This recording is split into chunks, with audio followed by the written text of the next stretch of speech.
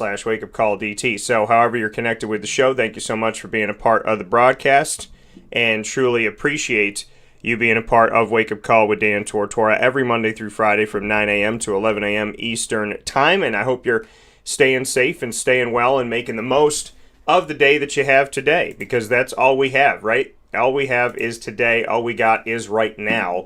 So making the most of now is the only thing that we can do. So I hope you're having a fantastic week and staying safe and staying well and doing the best that you can, because the best you can is all you can do. We're inside the Cafe Kubal studios, and Cafe Kubal with many locations that you can get out to. 3501 James Street, 324 West Water Street, 208 North Townsend Street, as well as 401 South Salina Street. And, of course, you can head out to Manlius to 343 Fayette Street in Manlius, New York, and inside of Golisano's Children's Hospital. And coming up very, very, very soon, they will have their first ever drive-thru.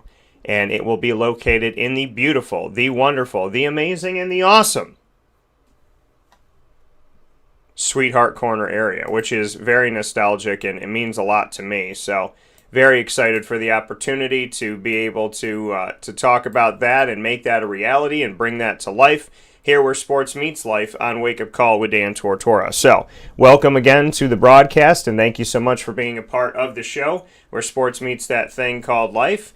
And I look forward to bringing plenty to you this morning as Wake Up Call with Dan Tortora has an amazing, amazing lineup. You know, TGIF, we have our trio of signature segments inside of MonPazPopcorn.com's What's Poppin'. We'll start with the annoying moment of the week, proudly presented by Carvel DeWitt. We'll jump into Lead, Learn, Evolve, Ad-Lib, and Deliver is what the acronym stands for, brought to you by Chick-fil-A Cicero. And my partner and co-host, Miss Juanita Ward, will join me today for the beautiful topic, how one person can change the world. Then we'll get into honoring our top dog of the week, who is my cousin Fran Tortora, as I was out there for her game in the semifinals of Section 3 Class A, and her team, the CNS North Stars, went from being 1-15 a couple seasons ago to losing their season due to COVID to now playing in the championship game this weekend against Baldwinsville. So Fran is honored as this week's top dog of the week, and we'll talk with her. Brought to you by Chick-fil-A Cicero. Brought to you by Canine Camp Dog Daycare and Canine Campground Dog Boarding. Thinking about Chick-fil-A Cicero because it's right around the corner from Cicero, North Syracuse, where she goes. And always drinking orange juice. Love orange juice so much. So for those of you that see me do that lately here, I'm a big fan of orange juice, and we'll talk about its connection to the annoying moment of the week in a second.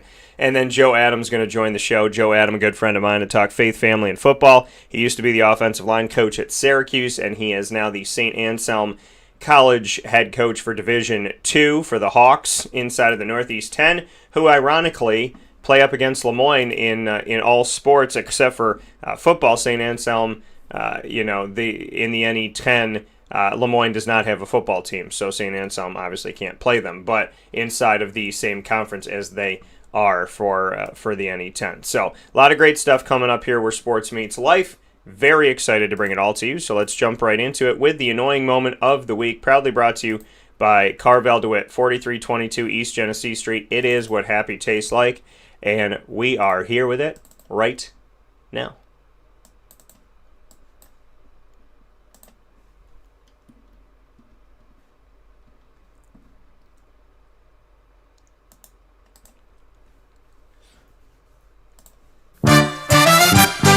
Dan Tortora proudly brings you... Is that for real?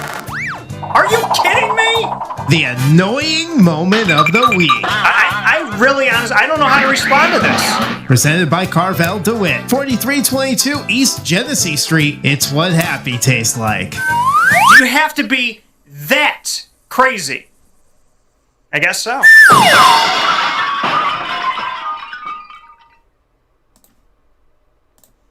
The annoying moment of the week, proudly brought to you by Carvel DeWitt, 4322 East Genesee Street in DeWitt, New York, in the home of the Orange Dream, which is my spin on the orange creamsicle, having that type of taste to it. And so it's a sundae that tastes like essentially eating an orange creamsicle, or you can get the shake form, which is like drinking one. And of course, it's orange in honor of our city, which loves donning itself in orange so very much. So, Carvel DeWitt, annoying moment of the week. This week's first annoying moment of the week, because I have a couple scoops this week. This first annoying moment of the week has to go to, we're going to go back to something I talked about a couple weeks ago because it happened but in a different way, and my arm's okay, thank goodness. I was mowing my lawn at my home, minding my own business, not bothering anybody. Well, bees, apparently, they got to protect the hive, right? You know, we know that. They got to protect the hive, got to protect the kids, got to protect the queen, yada, yada, yada, yada. Well, I'm mowing the lawn. I'm not paying any attention. I'm talking to my buddy. I actually found out if I put buds in my ears, I can actually have a phone conversation and hear my friend, hear whoever I'm talking to. So I got to talk to Ross for a little bit. And we're on the phone and we're talking to each other. And I feel this now my mower will shoot up grass all over the place. And when that happens, sometimes it'll hit. It'll kind of ping. And you're like, oh, okay. It kind of feels like a little, a little prick for a second, like a hit. And then it goes away. And I was like, all right, whatever. But this one felt different. And so I was like, what was that? And I'm looking around, and this bee had come at me. And I looked at the fence, and they had built a nest on my fence. And so the bee must have been protecting it. Well, the bee tried to sting me. Literally tried to sting my arm while I was mowing the lawn. And when it tried to sting me, so I said to Ross, I'm like, I feel like it tried to sting me because I'm looking at my arm, and it felt weird after a while, and it started to kind of sting a little bit more. And so I'm looking down, and there's this little pink mark, and then it turned into a white bump, but there was no stinger there. So I was like, okay, well, it didn't succeed, obviously, but what a jerk. So I and because I understand, listen, they're trying to protect their hive and they're trying to whatever, but I wasn't near the hive. I wasn't poking away at the hive. I wasn't knocking on the door asking where my honey's at. I was leaving them alone, and I didn't even know they were there. And then the thing came out again, and I was like, are you kidding me? And then the thing darted right at me again and darted at my stomach. And I just thought to myself, there are times in life where people attack us, right? And we don't know why, right? They're being protective of something, but we don't know why. And they think they're being threatened, and they're not, and so they attack. And I thought about that with the bee. I was like, this bee felt threatened by me. I wasn't threatening the bee. And, how can that, how does that connect back to life? Where people feel like they're threatened and they're backed up against a wall, or they're protecting something, right? And they react negatively, and they kind of dart forward at you because they think that you're trying to harm them, but in actuality, you're not. In actuality, that's not even the case, not even a little bit, not at all. So I took the message from that, and at the same time, it was it was an annoying moment because, again, I was not bothering this bee. I was not coming at this bee in any way, shape, or form. But this happens. I feel like this. The 3 times I got stung wasn't bothering the bees. And this time where the bee tried to sting me wasn't bothering the bee. So the other thing is, too, is why do bees have to,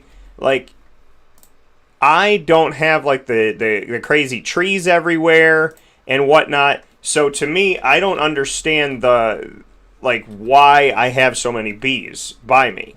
Because I don't have... it's they got to build on my house, and they got to,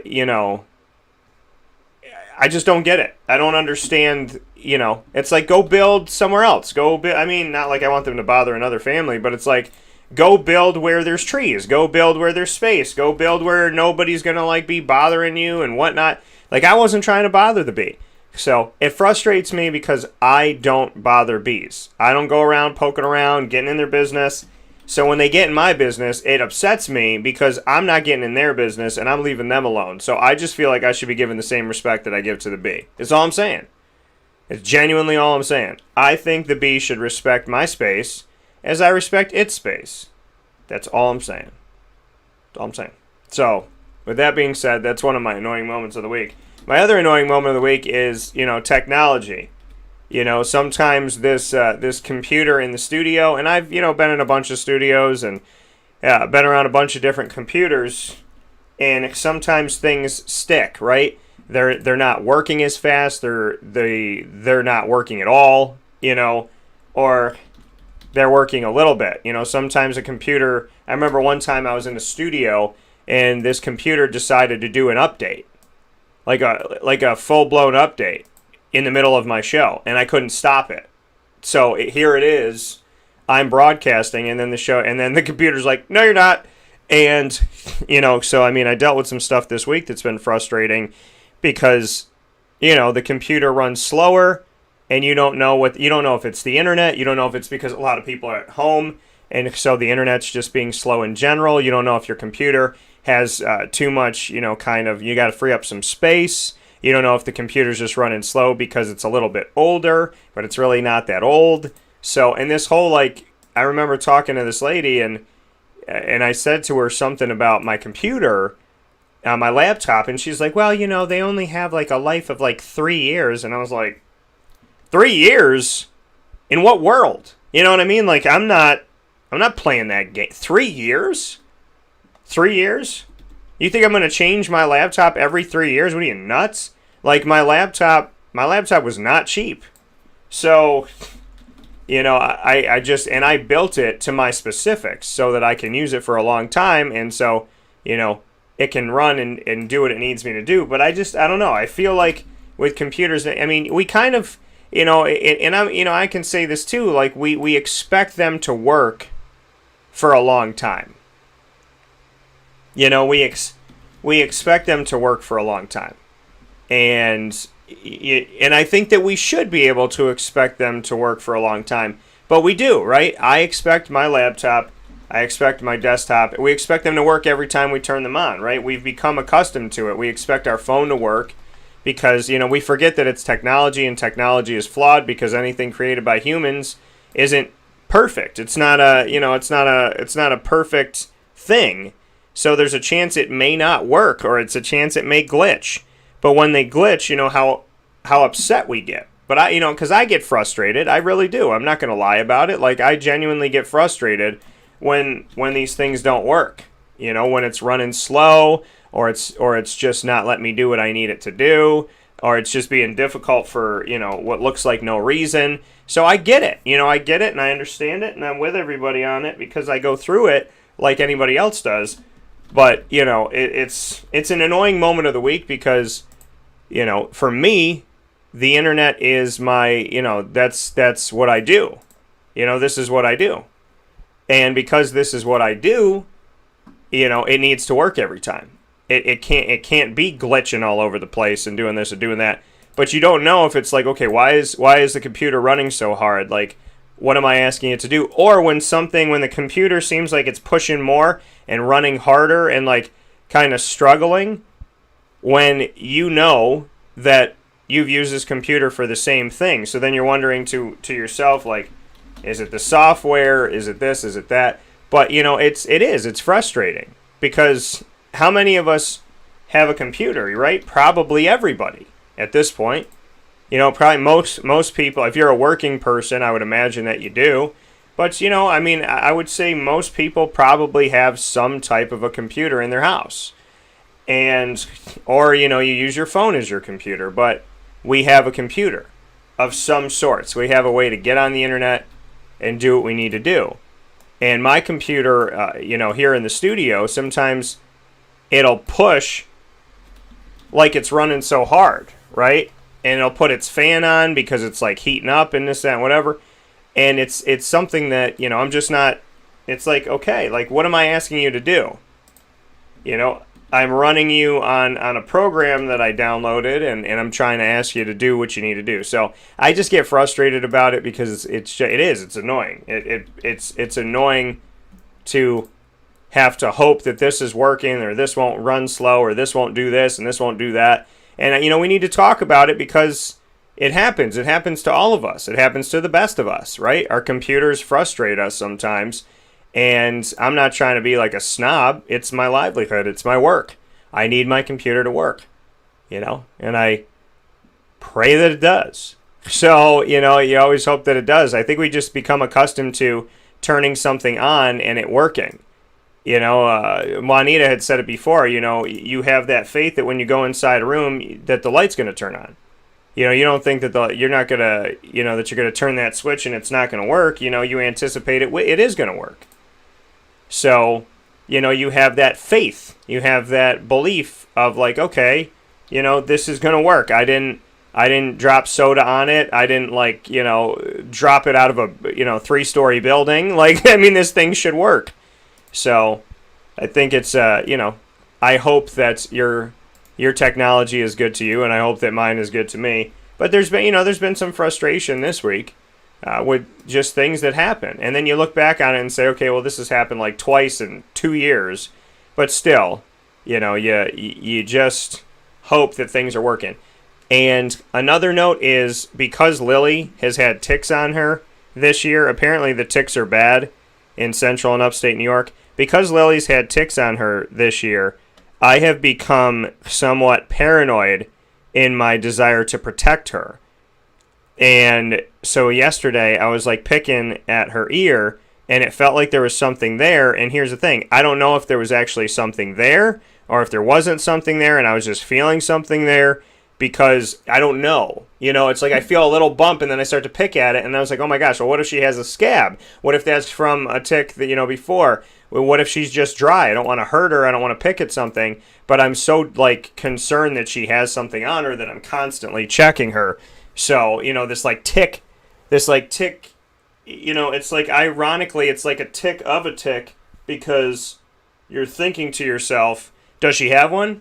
And you're, picking at everything. And so, every time she comes inside, I, check her and everything. But it is. I don't know what the ticks are doing this year.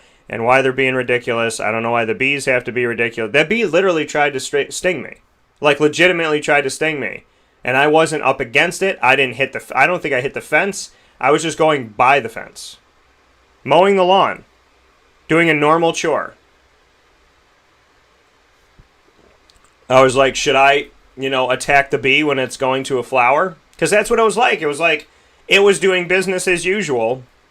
But, I don't know. I just, bees, stay away from me and don't bother my life. I love your honey. I appreciate your time. And, and computer, just work. Do what you're supposed to do. I don't know why, computers, and it is, it's like when, I think that's the most frustrating part is it's done the same thing every day and it's worked fine for the most part.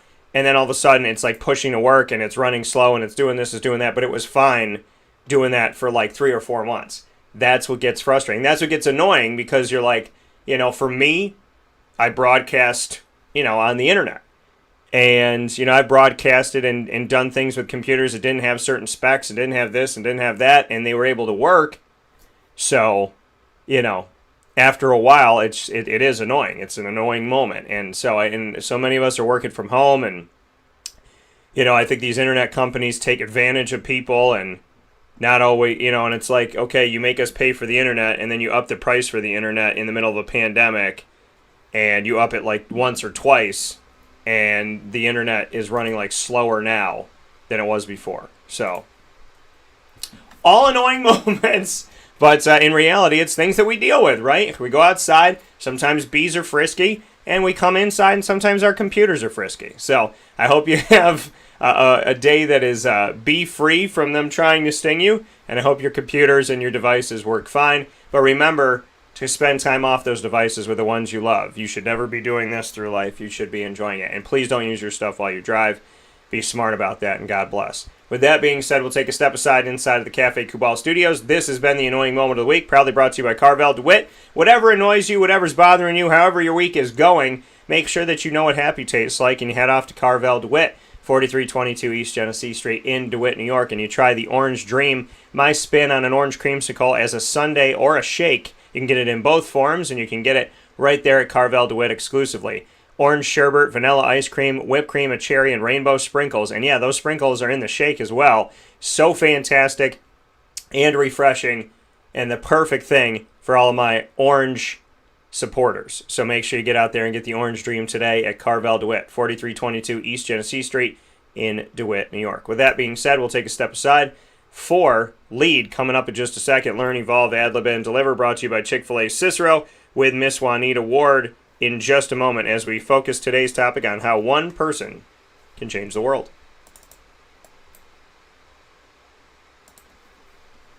Carvel DeWitt, it's what happy tastes like. Do you know why? Because we make ice cream. Creamy, rich, flavorful ice cream. Not yogurt or iced milk like some of our competitors. Ice cream. Fresh, by hand, daily. For the calorie conscious, we have something new for you. Our new Carvelite. Same great flavor, creaminess, and texture of our regular ice cream with only 35 calories an ounce. So whether you want an ice cream cake, flying saucer, dasher, carvalanche, hard or soft ice cream, we will satisfy your craving with our fresh, handmade regular or new Carvelite ice cream. Carvel DeWitt. It's what happy tastes like.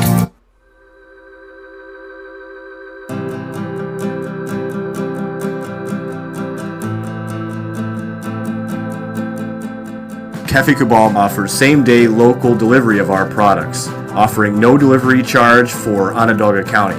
Shop cafecabal.com for fresh roasted coffee beans, cold brew, travel mugs, and all your essential Cafe Cabal needs. Cafe Cabal, coffee for the soul.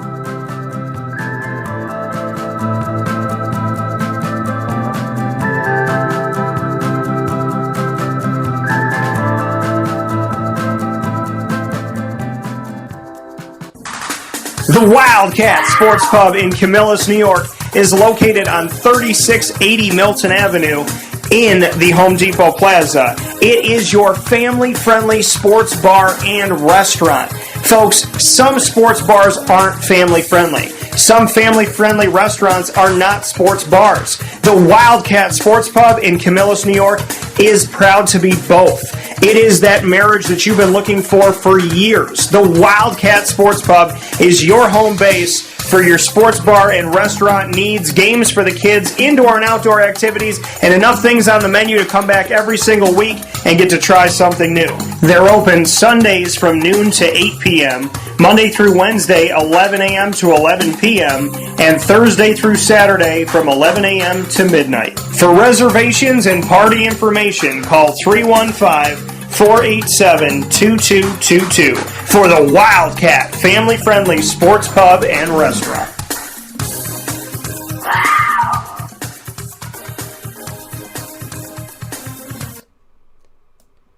Welcome back here to Wake Up Call with Dan Tortora on wakeupcalldt.com, your one-stop sports shop, and on mixlr.com/wakeupcalldt, where sports meets that thing called life. You are also watching us on Facebook Live on facebook.com/live-now-dt, facebook.com/wakeupcalldt, and on YouTube, youtube.com/wakeupcalldt. So however you're connecting with the show, thank you so much for being a part of the broadcast here every Monday through Friday from 9 a.m. to 11 a.m. Eastern Time for Wake Up Call with Dan Tortora. We appreciate you so very much, and thank you for joining the show. And, of course, you can check, including a big-time conversation with Mike Oresco, the American Athletic Conference Commissioner, in the midst of the college football playoff, looking at expansion. You don't want to miss that interview. We just put that up on all of our outlets on Stitcher, TuneIn, Podbean, iHeartRadio, Spotify, YouTube, iTunes Podcasts, and iTunes and Apple Podcasts, and of course MixLR. So search Wake Up Call with Dan Tortora today. We are in that part of the show with Lead inside of the Cafe Cabal Studios. I'm on PausPopcorn.com. So what's poppin'? Bringing you Lead, Learn, Evolve, Ad-Lib, and Deliver with my co-host Juanita Ward of Syracuse WNBA and overseas basketball history, down at Jackson State doing her thing there inside of the SWAC, and appreciate all the hard work she's done on the court and off the court. And of course, you know her as an author, as a public speaker, as a motivational speaker, and so many things, so many beautiful things, all for the glory of God and all for the consistent positivity of helping, people get to heaven and helping people to stay positive. So a lot of great stuff coming from Juanita. And of course, every Friday, right around 9:30 a.m. Eastern Time, we feature her in Lead here with me as we co-host this inspirational segment, Learn, Evolve, Ad-Lib, and Deliver, brought to you by Chick-fil-A Cicero on 7916 Brewerton Road in Cicero, New York. So with that being said, Juanita is here with us. Our topic of the day is coming up in just a second, but not before I say hello. Juanita, how are we doing today? Hey, Dan, how's it going? Going very well. And Juanita, I told you off the air, and I got to give a shout-out here. My buddy's little sister is getting married this weekend, and I used to feed her bottle. I remember her... I remember holding her, and I remember her face. She had dark hair, and I remember holding her in their old house in the family room that I almost never was in. And I remember because I would go over the house, and James and I would always go downstairs, and the downstairs basement was redone and stuff, and we'd play down there and whatnot. I remember sitting on the couch, holding her and feeding her bottle. She may be the first baby that I ever fed their bottle to, and she's getting married this weekend. So it's just crazy to think about that. That's awesome.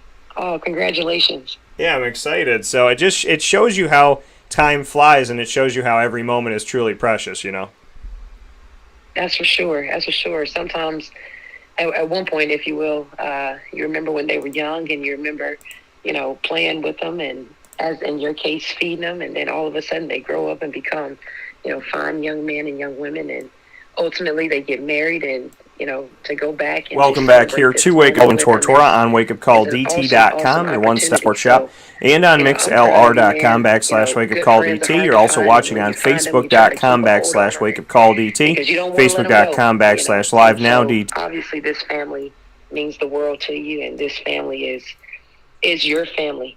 And so from me to you, because Dan is my family, congratulations, and, God's blessing over you and your husband and, over your family. And I pray for many, many blessings upon you guys. Yeah, so shout out to Melissa and Adam and everything that is to come this weekend. And, this was a wedding that was supposed to happen last year. And it's funny how God works. Again, this wedding was supposed to happen last year, and if this wedding happened last year, my partner, beautiful, wonderful woman that I've had the opportunity to spend my time with, we wouldn't have been able to go together. So it's funny how God works that, during COVID they had to postpone and move this wedding, and they were, trying to do whatever they could, and now here we are this year, and I actually have my +1. So it's funny how the world works. Well, I should say it's funny how God works. It's beautiful how God works, actually. And so, yeah, I mean, if this wedding was last year, I wouldn't have my dancing partner. So, God does all good things. All good things come through the Lord. So it's a beautiful thing. And, Juanita, I don't know if you've been to Beacon Skiff, but they're having that catering and whatnot, and so I jokingly said to her older brother, my friend James, I jokingly said to him, I was like, they better have some cider donuts there. And he was like, bro, they do. And I was like, dude, don't say anything else. I'm eating cider donuts all day. I'm going to be burning them calories on the dance floor. I'm going to have one cider donut in my hand, and I'm going to be dancing with my left hand, eating with my right hand. You know what I mean? So, it's going to, I mean, that's that cha-cha slide. I'm going to cha-cha slide right over to the cider donuts, grab one, bounce back, do the Macarena, get another. So, I'm just, I was like, listen, I don't eat donuts. If they're not in my house, I don't touch them. I don't know them. I don't know anything about donuts if they're not in front of me. So it's like Bernie Mac said when he was like, I don't know NATO, you don't know NATO, when he was in the movie Head of State. God bless Bernie in heaven. I hope he's making God laugh right now. But so I mean, I'm not a donut person. I can stay away from them. But if you got cider donuts, especially from Beacon Skiff, if I'm going to be burning calories, Juanita, that's all right with me. If I'm dancing for 3 hours, I think I can, I think I could down a couple cider donuts. I think my logic is on point. I think I'm on solid ground here. So that's I mean, I'm looking forward to it. So with that being said, we have today's topic inside a lead, which is how one person can change the world. And I want to thank my good friend Matt Essef for giving me this topic. We were talking last night, and I was working on some stuff, and I just thought, why not reach out to the people that I love, and to the people that listen, the people that's maybe they need something, and I just thought, if we are about the community and we're about helping the community, let me see what's on somebody's mind who, has always been there for me. And in the time that we have really worked on our friendship, he's been so consistently good. So I said, what do you think's a good topic? And he said, how one person can change the world. And I said, really? And he said, absolutely. So Juanita, I open it up to you, and I thank Matt for the topic. What are your initial thoughts on that topic itself? Well, Dan, I think it's so important because when you're talking about changing the world, you're talking about making an impact. And it's very vital and it's very important because you have to be able to see and have a vision clear enough to see what the future is going to look like. When you're affecting someone, you're affecting them in two ways. Either you're going to affect them in a good way or you're going to affect them in a bad way. And when you're thinking about being that type of, and I call it superheroes, because everybody can't make a impact huge enough to change a dynamic of things, right? Everybody makes an impact in some form or fashion. But the reality is, what do you spend your time trying to get people to see, get people to do, get people to understand? And it's important. If you want to affect the world, the first thing that you have to do is make an impact on yourself. We talk about self-care all the time. We talk about how it's important to, talk to yourself. Make sure that you're good. Make sure that your mind is right. Make sure that your attitude is right. Because when you're trying to, affect or make an impact on a large crowd of people, you have to be able to understand endurance, understand tests and trials. Because you're going to have people that are going to say, well, how is it possible that we can do this or you can do that when I'm still living over here in a complete, if you will, just place of just bondage, place of just, not having what the next person has. How is it that I didn't grow up in this family or that family? How is it that you have this and I don't have that? And why can't I get out? Why can't I see something different? Why is my circumstance different than your circumstance? When you're trying to make an impact, you have to be real with someone. You have to have a reality check. You have to be able to say, okay, let me look at where I came from to see where I am now and how my past can affect my future in a good way. And that's the real reality and importance of wanting to make an impact and change the people around you. See where you've come and how far you've come, the growth that you've taken, and enthuse that into someone else, impart that into someone else, allowing them to understand that if you want to be someone that changes the world, that affects the world, that makes the world a better place, and doing that, not just saying it, but actually putting actions behind it, then you have to check yourself and look back and say, look, this is where I came from. Now let me teach you by example of how to get there. It's not affecting the masses of people, as we say it all the time. If we can make an impact on one person, that one person can go into the world and change the world and change multiple generations. Because now that one person is going to talk to someone else, and that person is going to talk to somebody else, and that person is going to talk to somebody else. You can't change the way a person thinks overnight. But reality is, you can change the way they start to perceive each step, each moment, second by second, minute by minute, day by day. Why? Because when they continuously talk the same stuff over and over and over, you can help them and say, listen, man, for the joy of the Lord is your strength. You have the opportunity to be great. You have the power to be great. You are strong. You are courageous. You are powerful. You are fearless. And just because you came from that situation doesn't mean that that's where your future is going to take you. Change your mindset, change who you are. And when you do that, you'll begin to see a change in the world. And when we look at, how we can change the world and what we can do, I think when you want something good to happen or you want to bring goodness to the world, it kind of pours out of you. I think when I meet a good person, it doesn't really matter what they're doing. You can tell that they're trying to help. And it doesn't have to be this grandiose thing. It doesn't have to be like, you have all this money and you're going to do this and that. I mean, people change the world by one simple step. at a time to, I mean, there's people that have changed my world. There's people that I love that have changed my world. My world would not be the same without certain people, and they're so humble. I tell them, hey, you changed my life. You did this, you did that, and they're like, I could be better here, and I could be better there. And I think that that's kind of a sign of a good person. Are the people that like try to help, and we try to change the world, and we try to for the good, and at the same time, we don't like pat ourselves on the back and say like, oh, we're great. We're always looking to help and to do more. I don't think you can live with an ego. I do not. So I think it gets in the way between me and God. If I have an ego, then I'm essentially trying to be powerful, right? I'm trying to play God. I'm trying to establish that I have my own kind of source of strength that doesn't come from the Lord, and I don't think that that's fair. So, God is where everything starts and ends with me, and everything in between. So, and because of God and Jesus dying on the cross, it's not going to end.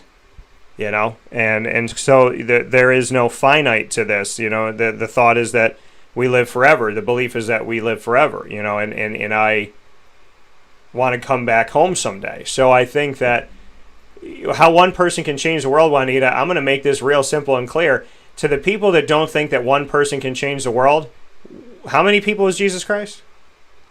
One. What did he do? So all these years later, people believe, they hear his story, they wear the cross, they go to him. Even people that don't believe, when crisis happens, who do they go to? When somebody gets sick, who do they pray to? It's amazing how to so many people it's like, they don't want to believe in God, and when push comes to shove, that's where they go. So if one person can't change the world, then who is Jesus Christ? I think that this topic in and of itself is stamped, signed, sealed, delivered, and done, when I tell you that there's already been one person that's changed the world. And he continues to, if you let him. So I think the mic drop on this whole thing, Juanita, is one person can change the world. They already did. Jesus Christ. And that's so true. that is definitely a hold your arm all the way up in the air as far as you can reach it with the mic in it. And matter of fact, get on top of a ladder and climb up to the highest mountain that you can climb, and have that mic in your hand and hold your arm up in the air and then drop it. Because that, what you said, is the ultimate truth, the 100% ultimate truth. And the good news is we have that same blood living in us. We have that same opportunity living in us, because we understand that he is our Lord and our Savior. He is the one that we can go to. And as it said in the Bible, when he left here, he went to be with his Father, and he's sitting at the right hand for him, praying for us, making sure that everything that we need when we pray, we have an incense that goes up to heaven, and God hears it, smells it, and he says, you know what, let me intercede for my children on this earth. And now let me speak through them so that they can help continuously change the world. I love when we break the Bible down, or when we're talking to people and people say, well, how can I be effective? How can I be, as a child of God, how can I still do something for God? And it's this simple. He said, when I leave this earth that I'm on, I'm going to go away, and greater things that you are going to do, greater things that you're going to do, which means every single time we speak life into people, every single time we do something good, every single time we ask God to give us wisdom to handle situations, every single time we just say the word help, he gives us sound wisdom, sound knowledge, sound understanding to deal with situations. And but there's something that we have to do. And there's a question that I want our listeners to hear. The question is, can you hear him clearly? Can you hear him clearly? I mean, is there something inside of us that's stopped up that we can't hear what he's trying to get us to do and see? Because if we want to be effective in this world, if we want to change the world, then we have the same blood flowing through us. And what we need to do is just hear him and go where he tells us to go. When Jesus impresses himself upon us, just move where he tells us to move. Say what he tells us to say. I love James 1:19. And I believe that, I've quoted this before, as we've done, the shows. I love it because it tells us things that we need to do and things that we should do in order to, have a better opportunity, in doing the right things. And it affects us personally. It affects our life personally. So it says, so then, my beloved brethren, let every man be swift to hear, slow to speak, slow to wrath. And I love it because it says, be quick to hear, be quick to hear, be quick to hear, which means you have to be quick to listen. When you hear someone else talking, when you hear someone else's heart, by you not saying anything, gives God an opportunity to impress upon you the right words to say, the right things to say, to be effective in that particular situation. That if you give sound wisdom and knowledge into someone else, guess what they're going to do? That one person is going to go out as and we change get the set world. to go live here on Facebook as well That as one on person's going to go YouTube. out and make a difference Wake Up in Call the with Dan world. Tortora coming to you live That here one on person is going to go out and be effective in the world today. mixlr.com/Wake Up Call. That one person is going to go out and do something enormous. And it could be a person that nobody ever thought would do something. I'm reminded all the time about Gideon. Wasn't liked in his family. He was the black sheep of his family. Nobody in his neighborhood, nobody in his town, nobody in his city really cared about him.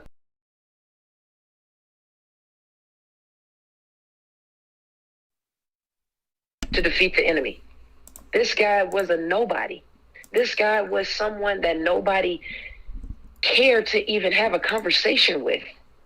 Nobody thought that this skinny guy, nobody thought that he could do something enormous. Nobody thought that he could make a huge impact. Nobody thought that he could defeat an army.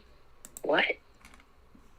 But when God came and sent an angel to speak to him, to tell him who he was and what he had on the inside of him, he started to believe. At first he didn't, because it's like, are you talking to me? Seriously? Are you trying to say that I'm a warrior? Are you trying to say that I'm strong?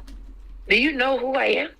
And it's amazing, Dan, how when we're about to change the world and we're really about to make an impact, all of these negative thoughts start creeping in. Like, you can't do this. Remember what you used to be. You remember how you used to do. You remember what used to go on in your life. You remember how this used to happen and that used to happen. Right at the moment, right at the beat, when you're about to make a huge impact, Yeah. all of these negative thoughts start creeping in.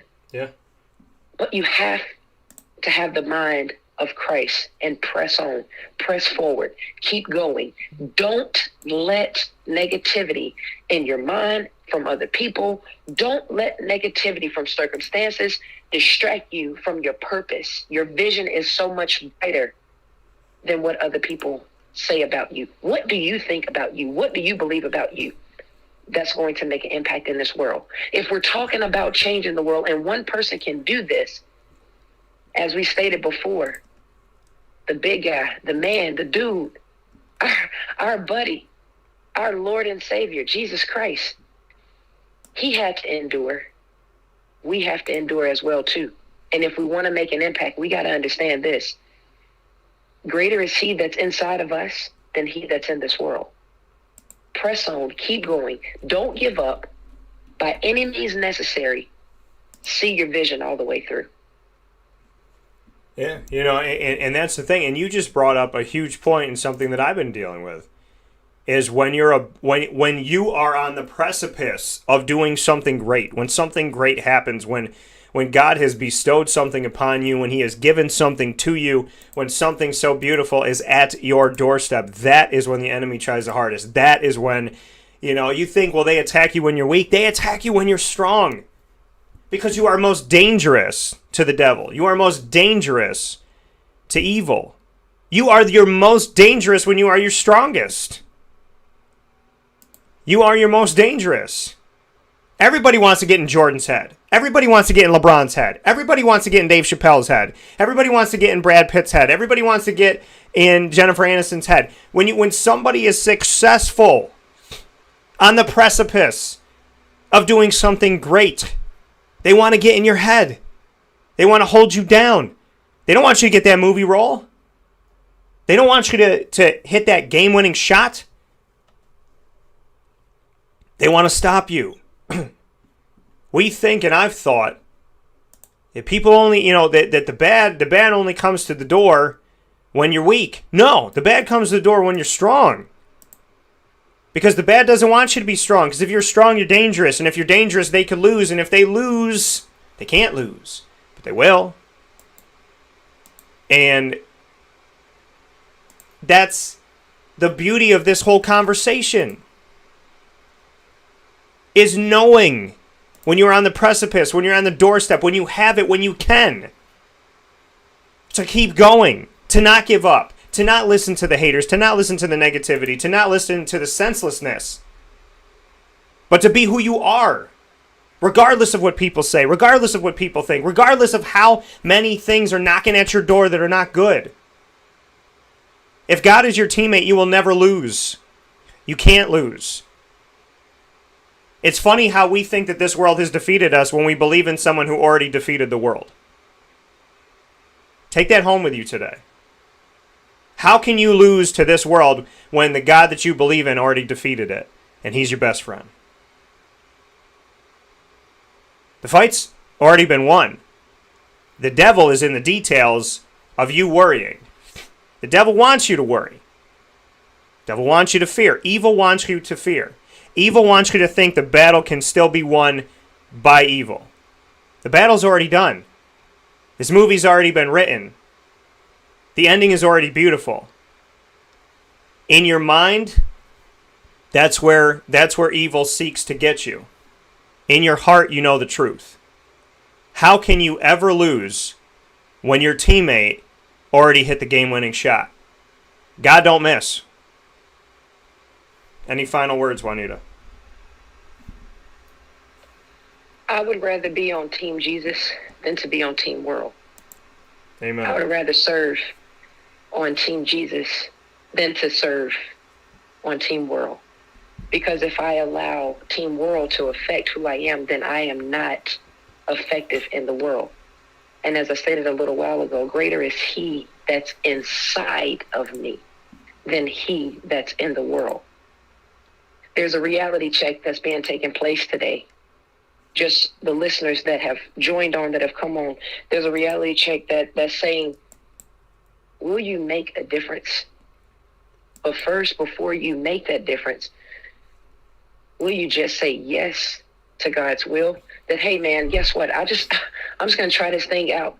If this is truly who you say you are, definitely make me a believer. And just by someone saying, I'm just going to try this thing out, that's called faith. Yeah. Hebrews 11:1 says, now faith is the substance of things hoped for, the evidence of things not seen. We hope every single day. We don't see the food coming, but we know that it's going to come at 12 because that's when we take a lunch break, or 11:30. Whenever our lunch break is, we know that we're going to go and get some food. We don't have it in our hand physically, but we know that it's going to come. And so we believe in faith that we're going to fulfill a need that we have. And that's the reality of making an impact in this world. You can't make the impact without first believing. You can't make the impact without first seeing it. I don't want someone to give me something that I already see, because now I can't make an impact in that because I already have my hands on it. But when I completely surrender and say, God, it is what it is. You just have your way and use me how you want to.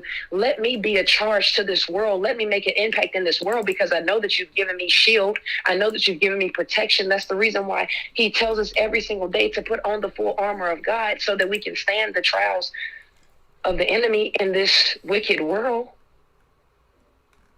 So how are you equipping yourself? How are you putting on your armor? In order to make an impact, you got to understand something. You're going to be hit the left, the right, up and down. You're going to be knocked all over the place. And whether it's words, whether it's people that are slandering you, talking about you, whether it's the enemy that's trying to throw darts at you to stop you from getting to your destiny, to stop your vision from going forth, how are you going to stand? A soldier doesn't go into the army and says, you know what, don't give me a gun, don't give me a shield, don't give me a helmet, don't give me anything to put on because I'm just going to go bare as I am. No, the soldier has to equip himself or herself for war, for battle.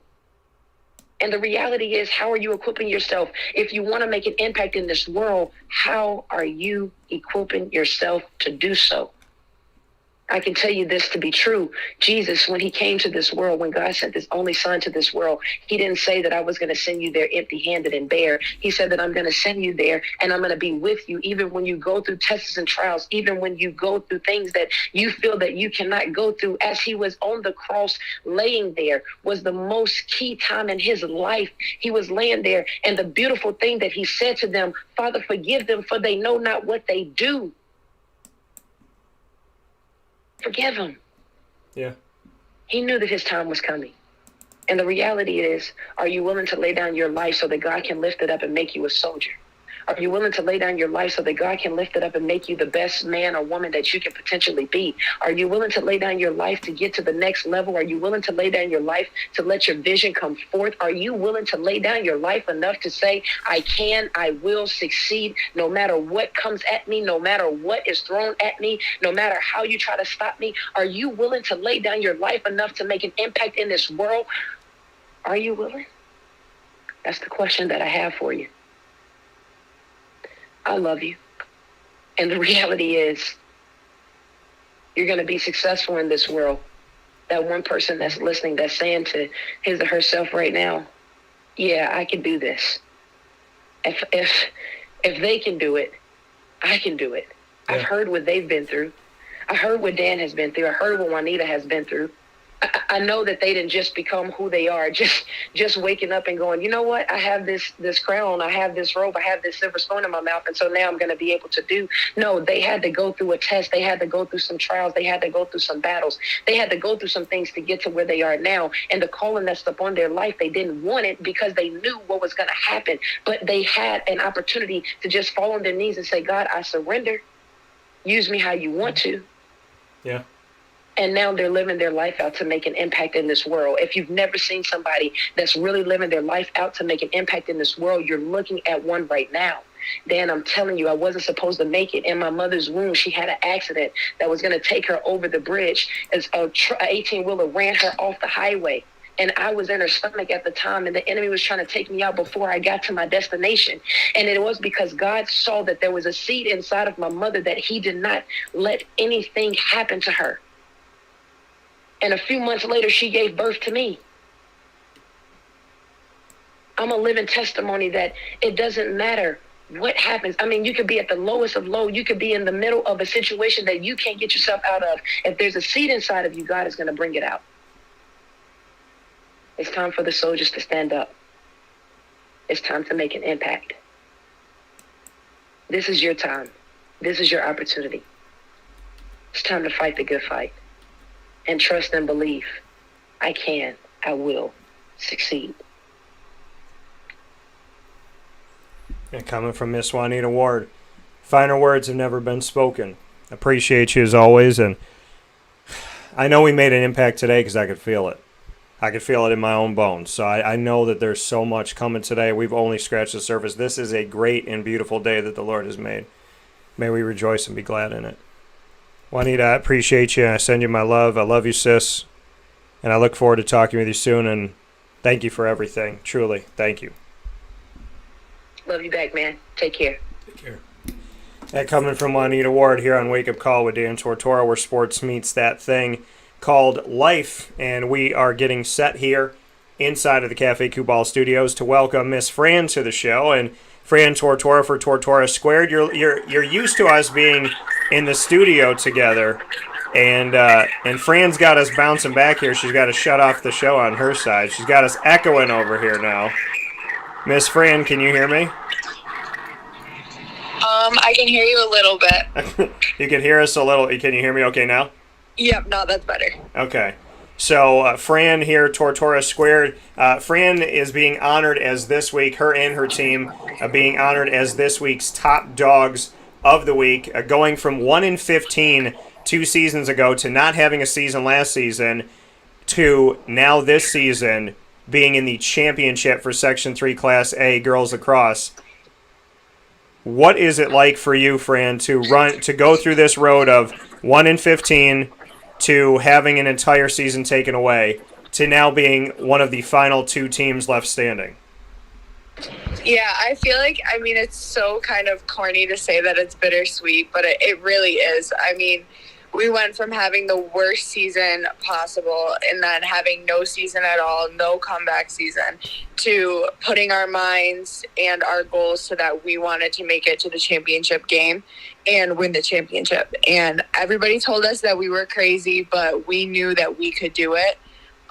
So it's just awesome to be able to prove everyone wrong and also prove to ourselves that that same 1-15 team is now could be a sectional championship team. And that's the thing is to see that. How I know that, you're not stopping until you get to a championship, but how beautiful has the story already been to go from 1-15 to what you are today? Exactly. Even throughout the season, our coach was like, you guys have exceeded mine and our assistant coach's expectations. But I think we could have taken that and kind of settled with that and been okay with it. Or we could do what we did and realize that, okay, we're capable of this. We need to keep pushing and reach the final goal and the highest goal. And for you, the game's coming up this weekend. It's going to be at Baldwinsville. Do you know what the schedule is now? Yeah, so we're going to play at 10 a.m. at Beeville. So 10 a.m. at Beeville versus Beeville for the Section 3 Class A championship. You got to have the ball in your stick at the end of this game against West Jenny at West Jenny and cradling that all the way to the final whistle and then getting to throw that ball down. What did it mean to you that you got to hold on to the final possession as the clock ran out for you guys to move forward? Yeah, even to, West Jenny's has a great lacrosse program. And in history, it's been awesome if we could beat them once or twice a season. But to be able to beat them 3 times at their home field is absolutely amazing. And I think, it was such a great moment that, as soon as I put that ball down, we made it into the sectional championship. So it was awesome. And for you, Fran, this road to get here, you had to go on the road to Liverpool, win in overtime. You had to go on the road to West Jenny, and now you have to go on the road to Baldwinsville. What are your thoughts on doing this? This is not your traditional. There is no neutral field. There is no dome at the end of this all. So, to have your team have to go on the road and be the underdog all the way through, just what that's been like. Yeah, we kind of knew that we were the underdogs. Especially when the seeds came out. We should have been in the second seed anyways, but didn't work out that way, so we kind of had to just roll with it. But, we knew we were the underdogs going into it, and obviously we would want a neutral territory for the championship game. But beating them at their field in the championship will also make it a lot better. And we also have we'll have our support from our family and friends and, bring in as big as a student section as we can. Yeah, I'm going to have to say that the CNS group at West Genesee was pretty loud. And that man that some people refer to as Rick Beardsley was, I don't know if you heard him coach every single possession, but I don't know how you couldn't hear him coach. So did you hear Rick? Because thanks to Rick, I knew everything that was going on, and the time wasn't up on the scoreboard, the score wasn't up on the scoreboard, and everybody was keeping me informed and whatnot. But to be there yesterday and to just hear I would imagine, and your dad was sitting down a little ways from me, my cousin Derek, but I didn't hear your dad. I heard Rick clearly. Did you hear either one of them? Yes, the only two people that I do ever hear are Beardsley and my dad.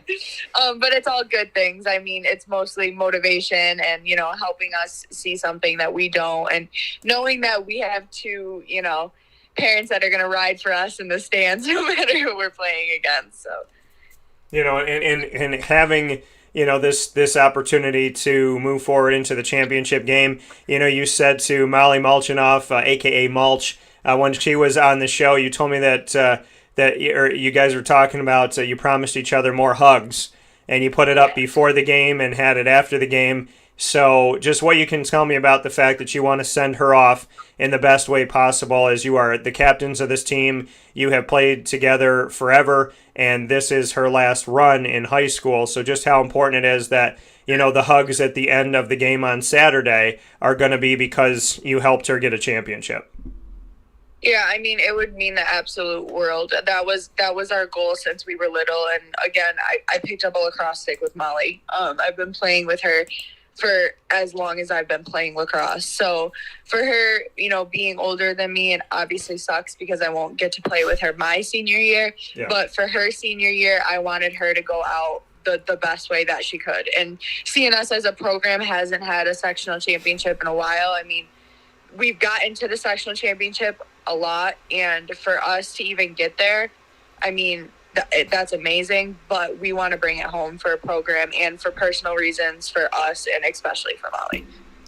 And Fran, knowing that this was an underdog team that has gone up against it at all times, and you went from underdog to getting everybody's best game when you guys rose to number one. I mean, you've known what it feels like to be at the bottom of the barrel. You know what it feels like to rise to a place where people are like, oh, okay, we got to take this team seriously. And then you go into the playoffs and you're back to being an underdog again, and now you're here at this championship. What can you say about being on both ends of the spectrum, being the underdog and at the same time being the team that people are kind of like, oh, okay, you know what, this team is real. Do you feel like this CNS team is somewhere in between people respecting you and considering you an underdog? Are you still an underdog? How do you see it? Yeah, I think we're definitely still an underdog. And I think that I don't want to say that other teams respect us or that they do and they just really didn't want us in the playoffs or in the sectional championship, because the last two games, I mean, we've had opposing teams be there and rooting for Liverpool and then rooting for West Jenny both times. So that could be a compliment, or just that they don't want us to advance and they don't want to see us in the championship. I know Jenny definitely didn't want to see us. They wanted to see Liverpool. So, but I also feel like, I mean, we were the number one seed, so they know that, we can obviously be there. But for my team and leading my team, I think we needed to get knocked down and be the underdogs, because the underdogs always have more fight and they know our team when we lose. And they know how we lost and why we lost, but we also know what it takes to be a winning team because we've been there. That coming from Fran Tortora, my little sis, CNS North Stars Girls Lacrosse captain, and we'll be playing at 10 a.m. this Saturday, June 12th, for the championship game at Baldwinsville against Baldwinsville for the rights to hoist the Section 3 Class A trophy. Fran, you know that you have my love and support as always as your big brother, but above all things, 18 years of difference, and your morals, your values, your faith, your belief in something bigger than yourself, in God, in your family, in the people, your loyalty, your compassion, your kindness, your generosity, and your desire to see people happy, not just yourself, goes a long way. So I have a lot to thank you for, no matter what happens on Saturday, and I know that you're a fighter, and you definitely inspire a lot of people, and I hope you know that. Aw, thank you. So, coming from Fran, I will see you soon, little sis. And in the meantime, Take care of yourself. And, all I'm saying is on Saturday, I want the Wolf to be howling at the moon about a championship. That's all I want. We will.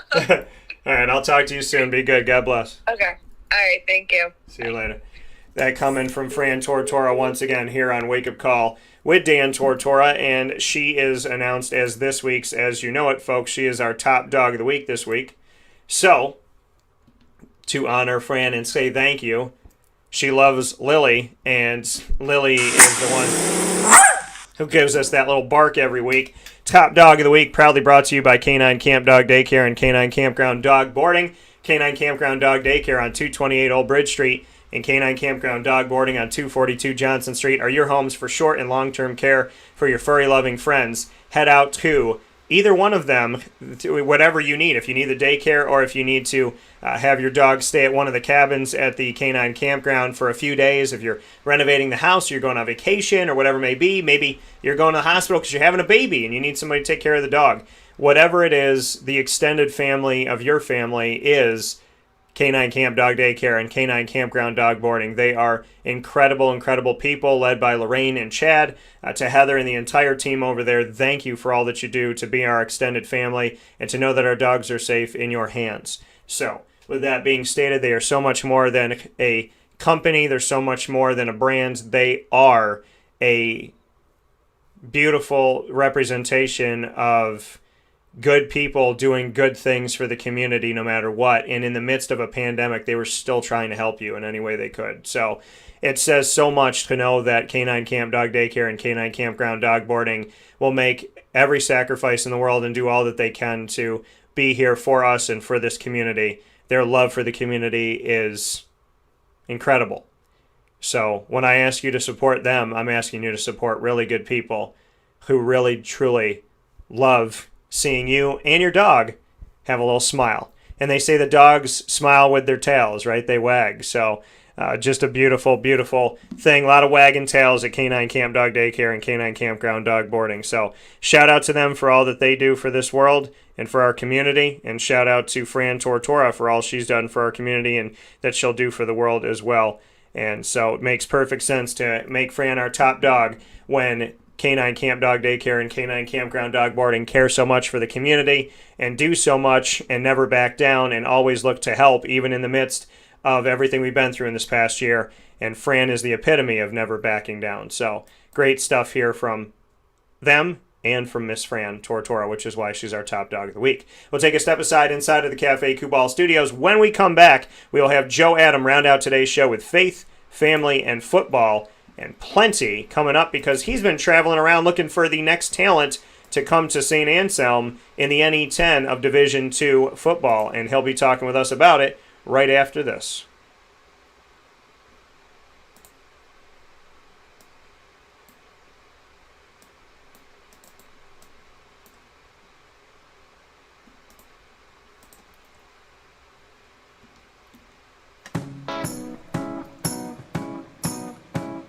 In these unique times, there are those in our community that give us a sense of normalcy and positivity. Pizza Man on 50 Oswego Street in Baldwinsville has been here for you for over 35 years and is here now.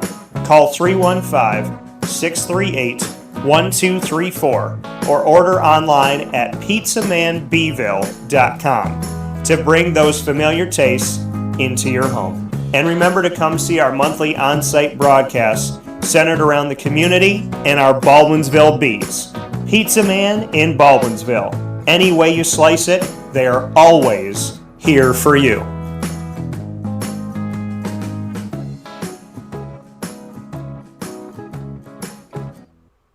I'm George Townsend of Honda City with some good advice when buying a new car. The true cost of owning a new car is determined by the appraised value when you trade it. No vehicle appraises higher than a Honda. Next, look for low APRs and deep discounts. You also want low maintenance costs and great fuel economy. That's why my advice to you is to buy a new Honda. Looking pre-owned, visit our Honda Certified Used Car Center. Honda City, 7140 Henry Clay Boulevard, Liverpool, or HondaCity-CNY.com. It would be a pity if you don't shop at Honda City.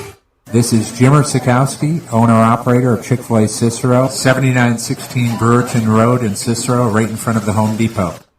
I had a deep feeling that God wanted me to do something bigger with my life and to help people, help others. I kept putting Chick-fil-A in my life, and I realized as I was going through the franchise selection process that positively impacting the lives of others was really core to what we do here at Chick-fil-A.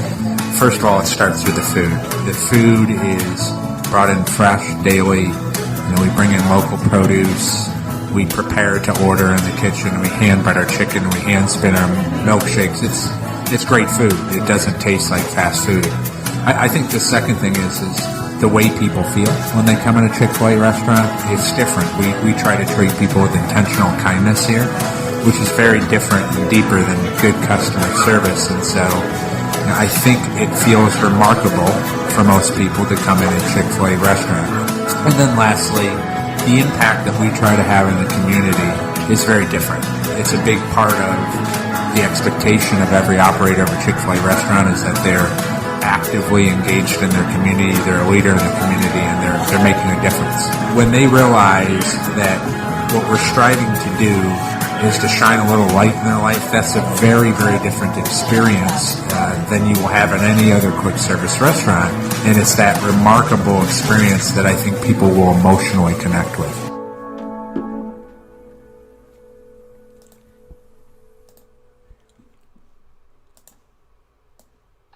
Back here on Wake Up Call with Dan Tortora, where sports meets that thing called life. I hope you're all having yourselves a tremendous day and a beautiful morning this morning. It's TGIF time on Wake Up Call with Dan Tortora, which means that we get to bid you a fantastic weekend. And this weekend has only changed in the meteorology report. This weekend has changed about 72 times. It was going to rain, then it wasn't going to rain, then it was going to be cloudy, then it was going to be sunny, then it was going to be 70s, then it was going to be 80. You know, it must be nice, and this is not, listen, everybody who's a meteorologist, God bless you, and I hope you keep your job forever. I just want to make a comment. People are so hard on coaches when coaches don't win every game. But meteorologists, if they had a record of games, let's say they have 365 games, right? Because meteorologist has to predict 365 days of the year. They have a record of 65 and 300, typically, every year.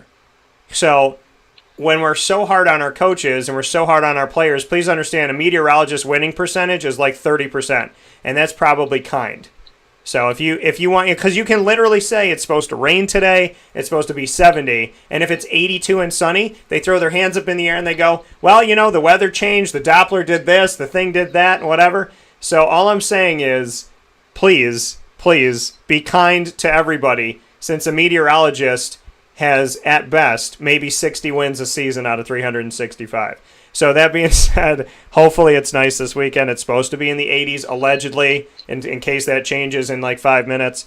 But it's supposed to be nice. I got a wedding this weekend for Melissa and Adam, and God bless to both of them, and I can't wait to celebrate with you and my beautiful family, and can't wait to have my dancing partner out there. So with that being said, here on Wake Up Call with Dan Tortora, inside of the Cafe Cubal studios, you're hanging out with us Monday through Friday from 9 a.m. to 11 a.m. Eastern Time on mixlr.com/wakeupcalldt, wakeupcalldt.com, youtube.com/wakeupcalldt, and on Facebook in two places, facebook.com/wakeupcalldt and facebook.com/live-now-DT. So with all that being said, we're rounding out today's show with faith, family, and football.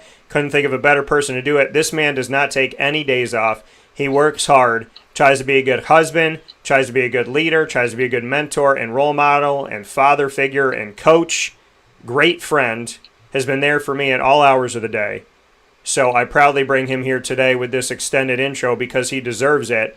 He is genuinely one of the best people that I know, and he is always there when you need him. Mr. Joe Adam, welcome back to the show. Thanks, Dan. Great to be back, man.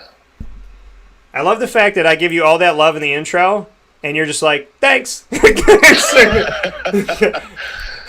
not an ego person. I know you're not. You're a humble guy. I'm just a blue collar dude, and someone who's just believes in hard work and let the results speak for themselves, both on and off the field. Well, and that's the thing, Joe. And like I said, we're so hard on our coaches in real life, right? But meteorologists are, your winning percentage will never be less than theirs. So, I think that maybe you should say that in your next press conference. If you have a tough game and it ends in, like overtime and you guys end up losing by like a field goal, that you just be like, hey, listen, meteorologists lose mostly every game and you guys still watch the news every day. So, exactly right. So, but, to speak on the evolution of St. Anselm. Where are things at right now? You know, you're the former offensive line coach at Syracuse, where you and I got to meet each other, and you went on to St. Anselm, and you have been there for, you know, a good portion of time now. Where is this program? You and I have talked to pretty much all the way through you getting there to now. So where are things compared to where they were? Yeah, I think we're at where we want to be. You know, you never know until you strap on the pads and, you know, compete. But all the pieces and parts are here, and you know, it's taken a tremendous amount of work by not only myself, our coaching staff, our administration. We feel like we're ready to contend now, and we're not hoping to win anymore. We're expecting it. So that's been the difference. Our kids' mindset is different than when I first started here, and you know, it speaks to their leadership, their growth, and everything that they bought into what we're preaching here. So I'm the most optimistic I've ever been going into a season here in New England. So we'll see if we can put this whole thing together. Yeah, and that's you know, great to hear that the most optimistic you've been since you got there. Why are you the most optimistic? What is specifically happening that's making you think we're not looking at this saying that we hope to win, but we're expecting to win? What are the pieces that are falling into place that make you believe that this right now is just a different way of going into the season, a better way of going into the season? Why do you see the team the way that you see it right now? I think it's for a couple reasons. I think number one, retention of my coaching staff. You know, I've had a lot of turnover, and I have a really talented bunch of coaches who are tremendous teachers and great mentors to our team. Been able to keep those guys here, and you know, so it's only a matter of time before somebody comes and plucks them, because they're pretty talented guys. But I've been very blessed to have a great coaching staff who's all in and shares the same vision that I do, and lives it every day, and holds people accountable to it. And you know, I think our players, you know, being in our system and understanding how we want things done, and you know, how we go and attack the day every day is a really important piece to it. And there's no egos, there's no hidden agendas.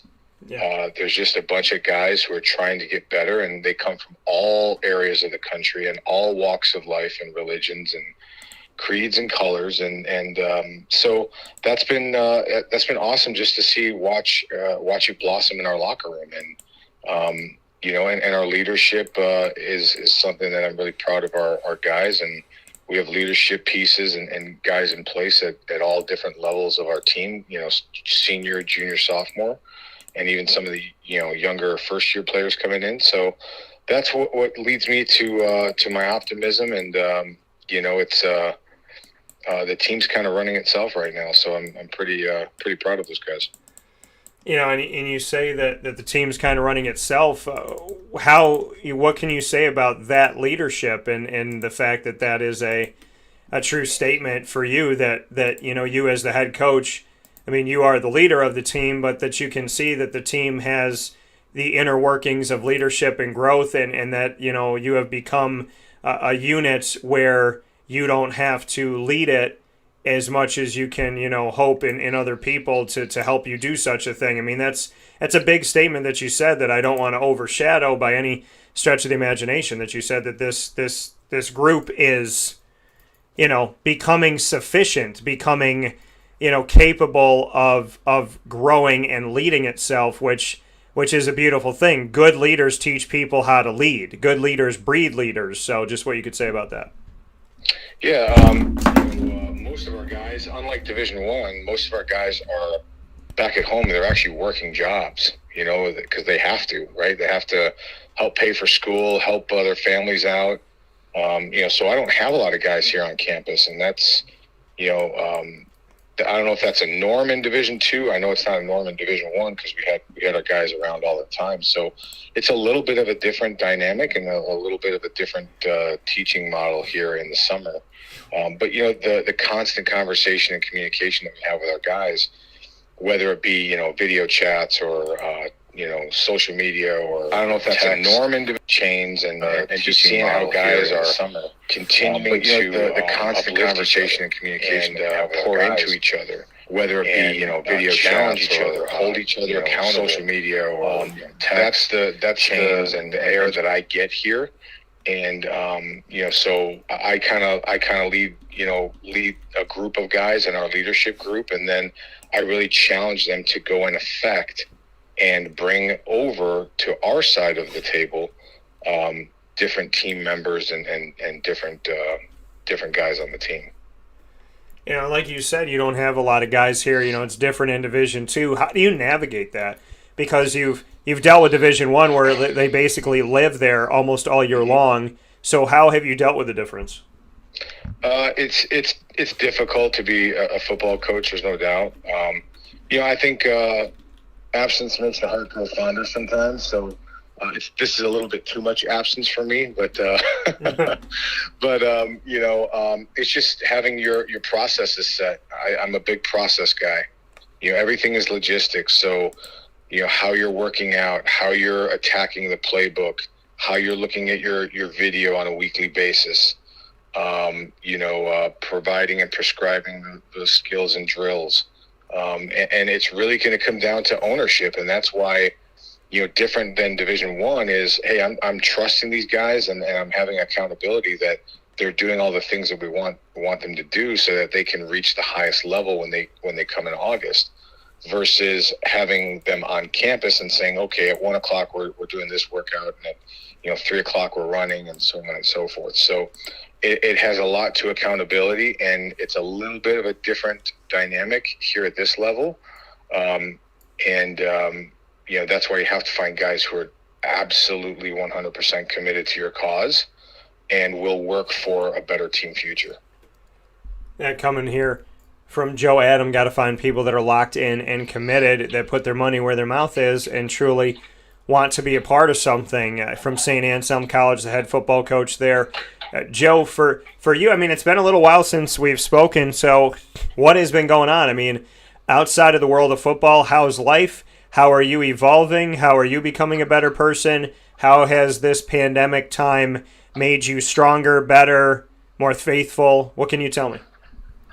Yeah, I'm actually somewhat busier than I am sometimes when the guys are here, and it's been kind of a strange model that way because, practice plans need to be done, camp registries need to be done, apparel and equipment. I have some coaches help me out with that.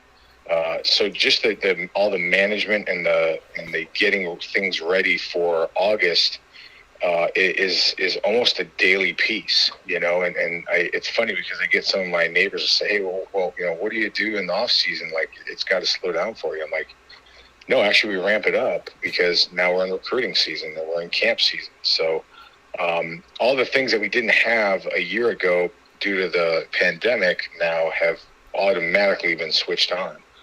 So, I believe in hard work. So I'm out there and evaluating guys and coaching where I can. And, that's the really cool part about going to camps is I enjoy coaching. I don't like standing around. So, when you can make a young man, no matter what his talent level is, you can make him better than he was when he showed up, 4 or 5 hours before. I take a lot of pride in that, and so for me, just catching up with family, taking some time, especially on the weekend, to slow down a little bit and enjoy New England because it's a beautiful area this time of year. And continuing to, just be strong in my faith and surround myself with good people and guys that have the same agenda and success that I want to have. Yeah, coming here from Joe Adam this morning on Wake Up Call with Dan Tortora, head football coach of St. Anselm in NE10 for Division II. Joe, you said coaching, you don't like to sit around, you want to do something, you want to get in it. You've had the opportunity to travel around the country to go to different camps to look for the future of St. Anselm and these camps hosted by some awesome places. What can you tell me about where you've been and what you've done? Let's give a shout out to the camps you've been able to go out to. Yeah, so we myself, I'm responsible for Maryland, Illinois, and Florida, and so and I've got coaches obviously across the country. We nationally recruit here, so I have coaches in Texas and New Jersey and Connecticut, and then obviously we have a camp here in New Hampshire tomorrow. So I've been I went down to Tampa, down to University of South Florida. This past weekend, and then I was in Illinois, back in my home state, for camp at North Central, which is in the western suburbs of Chicago. And so kudos and hats off to both of those coaching staffs and universities. They did a great job with the logistics of the camp and the talent and the expectations. So it's been fun. I got home at about 1:45 a.m.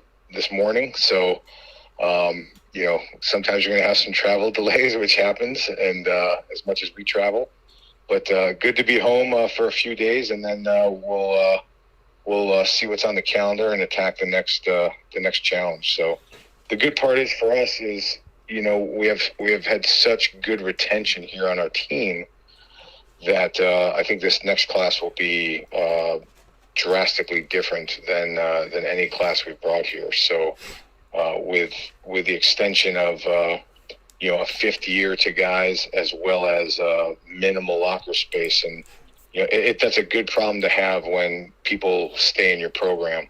So our retention's at an all-time high since in probably the last 20 years I've been coaching. I've never seen a retention rate like this.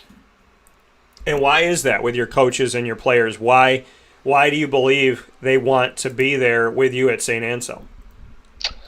I think we're selling something of value.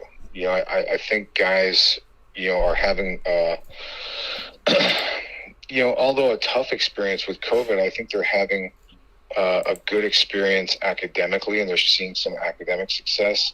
They're bought into our team model and what we're doing here and the why behind what we're doing.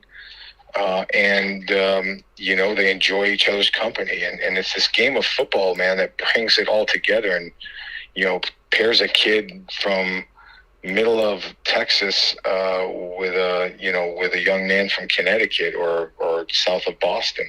And, 6 months or a year ago, they didn't really know each other. So they developed these friendships and these bonds, and I've really seen it with the last couple of classes, and even the first year I was here, they had tremendous relationships, those guys, and so that's what I can attest it to,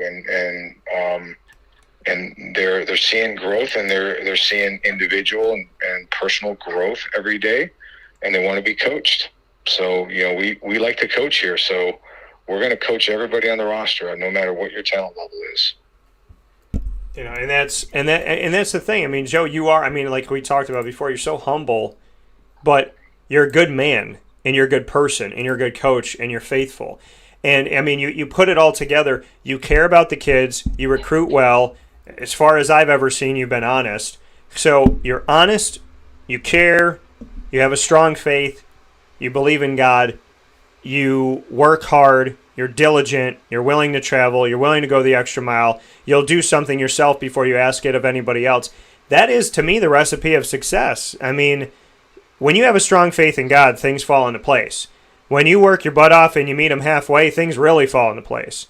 So I don't think you should be surprised at all that, success is there, that retention is there. And I'm telling you, Joe, you're going to win. You're going to hoist trophies. You're going to have that success because God's timing is perfect and He's never wrong. So there's no doubt about that. But you know what I mean? It's like, I honestly believe that, your true faith, your hard work, your dedication, your determination, your care, your loyalty, like these things are paying off. And I think that you see them, and I know you want to win and you want to be successful in the win-loss column. I know that. I know every coach wants that. But you're so much deeper than that. And I think that you should already know that you're going to be successful because you have been. if any one of your players has come to you as a father and said, thank you for giving me this advice, it helps me to raise my kid, or thank you for telling me to, giving me some tough love and it helped me to go back home and do this, you, coach, helped me to push myself to get my degree and now I'm doing this. Like, I am more than confident that you've gotten phone calls from players well beyond wins and losses about life and about who they are as friends, as brothers, as husbands, as fathers, as friends. I believe that you've probably already gotten plenty of those phone calls. I have. Actually, this off season has been awesome to that point with guys getting married. Some of my former players having their first child, and it's been pretty cool to see. And I follow a lot of those guys, whether it's on social or via text or something like that. I love to hear from my former players, no matter where it was, junior college, Division III, Division II, Division I. I try to keep track of everybody. I need about 2 or 3 of me because it's pretty difficult, man, to keep up with that many people. I feel like, okay, man, I'm cheating those guys that I coached at Elmhurst, or hey, I haven't checked in with the guys at Syracuse, or and I have my own alumni here at St. Anselm, so as well as my team and my own family. So yeah, so if I could. I could probably spend every waking hour on the phone, but I try not to do that.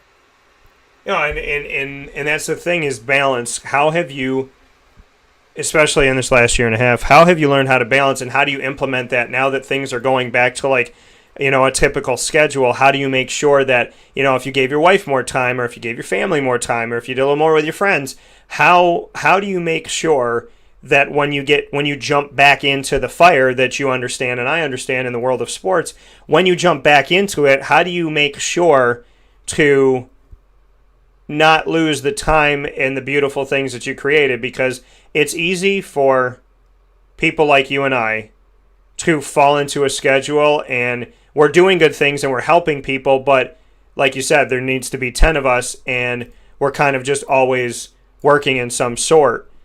How do you stay true to your craft and stay true to working, but also implement the good things that you were able to do when you had the time during this last year and a half? Yeah, just I think one thing the pandemic taught me is that spending time. I don't consider it work-life balance. I used to think that back when I was younger, and I think of it more as work-life harmony. And that word harmony, where you're always going to work. Like we're football coaches, right? I'm a football coach. There is no off button. The only off button is if you get to a place where you don't have any cellular service, and then that would probably drive you crazy for 24 hours. So, I think just spending some time, away from electronics, spending time reading, spending time faith, carving out time to have some physical activity, whether it be walking or working out or whatever that is, some kind of de-stressor in that point. And having time to compete, whether it's, I like to play cards, I like to play cornhole, I like to compete, darts, whatever it might be. I just like to compete, and it brings out a different person in me. So, that's kind of what I've done here, and I'm in a pretty good spot, mentally and physically. So I don't have any complaints. No, and that's a beautiful thing, and I'm proud for you, and I'm happy for you that you have that. How would your wife describe the Joe Adam that we get today? She'd probably call it Joe Adam 2.0. Okay, I feel it. Just a little bit older, a little bit less hair, a little bit more refined version. That's what she would probably say. And maybe a little bit more balanced, a little bit more down to earth. So she's the real head coach, so I just take the cues from her. I like that. She's the real head coach. Good stuff. She's the real MVP. Shout out Kevin Durant. I like it. So to those who don't know, your wife Can we shout out her name? I love giving shout outs on the show. Sure, Lisa, my wife Lisa. And so, what has Lisa taught you about yourself? Lisa has a different heart than I do. She is, she has a genuine love for everything. And she's taught me a lot about empathy and a lot about, being where your feet are and just overall care of people. She just cares about people. And we just celebrated our 17th wedding anniversary last weekend. Let's go! Congrats! Unbelievable. She's been through the grind with me. Through the early days when you made 4 figures on a paycheck, and to the life that we built here in New England. So and our family. So I think I hope and consider myself, successful in life. And when you find the right woman who's going to make you a better man, you hold on to her for dear life, and you go along for the ride, man. Yeah, that's what she's done. You've always given that advice. You find a good woman, you hold on, and it's true because. It's and I think in the same respect for women, you find a good man, you hold on. So, it's a beautiful thing in life to find somebody good, and to hold on to that and appreciate that, and really love that up. So, Joe, we talk about so many things here, but you and I always kind of get moved. I'm always moved by God to talk about things, and I want to tell you, like, I'm so thankful to any of your players. I mean, to literally anybody that's listening, players, future players, coaches, family, friends, coworkers, colleagues, whoever. I'm so thankful for, honestly, I'm just thankful for you. I'm thankful for our friendship. It's been such a beautiful thing. Like Scott Schaefer getting hired as the head coach is one of the greatest things that ever happened in my life. Because I got you, I got DeAndre, I got Bobby, I got Tim, I got Tim D, I got Tim L, I got Fred, and so on and so forth. Like, I was spoiled by that hire because Scott went out and got incredible people that I have so much love and respect for. I mean, I really just feel that I have to take this time to tell you thank you for being a good friend, because good friends are such a beautiful thing, and God has overblessed me in that area, and that doesn't mean that I can overlook it. So thank you for that. I appreciate that, man. Good things happen to good people, and for anybody listening, the next best thing and great things are around the corner, and it's although we want it on our timing, it's on God's timing, and something that you feel in your personal life and maybe in your work life is something that's a detriment actually becomes the blessing, because it opens up another door, and you just have to stay positive no matter what happens in your life.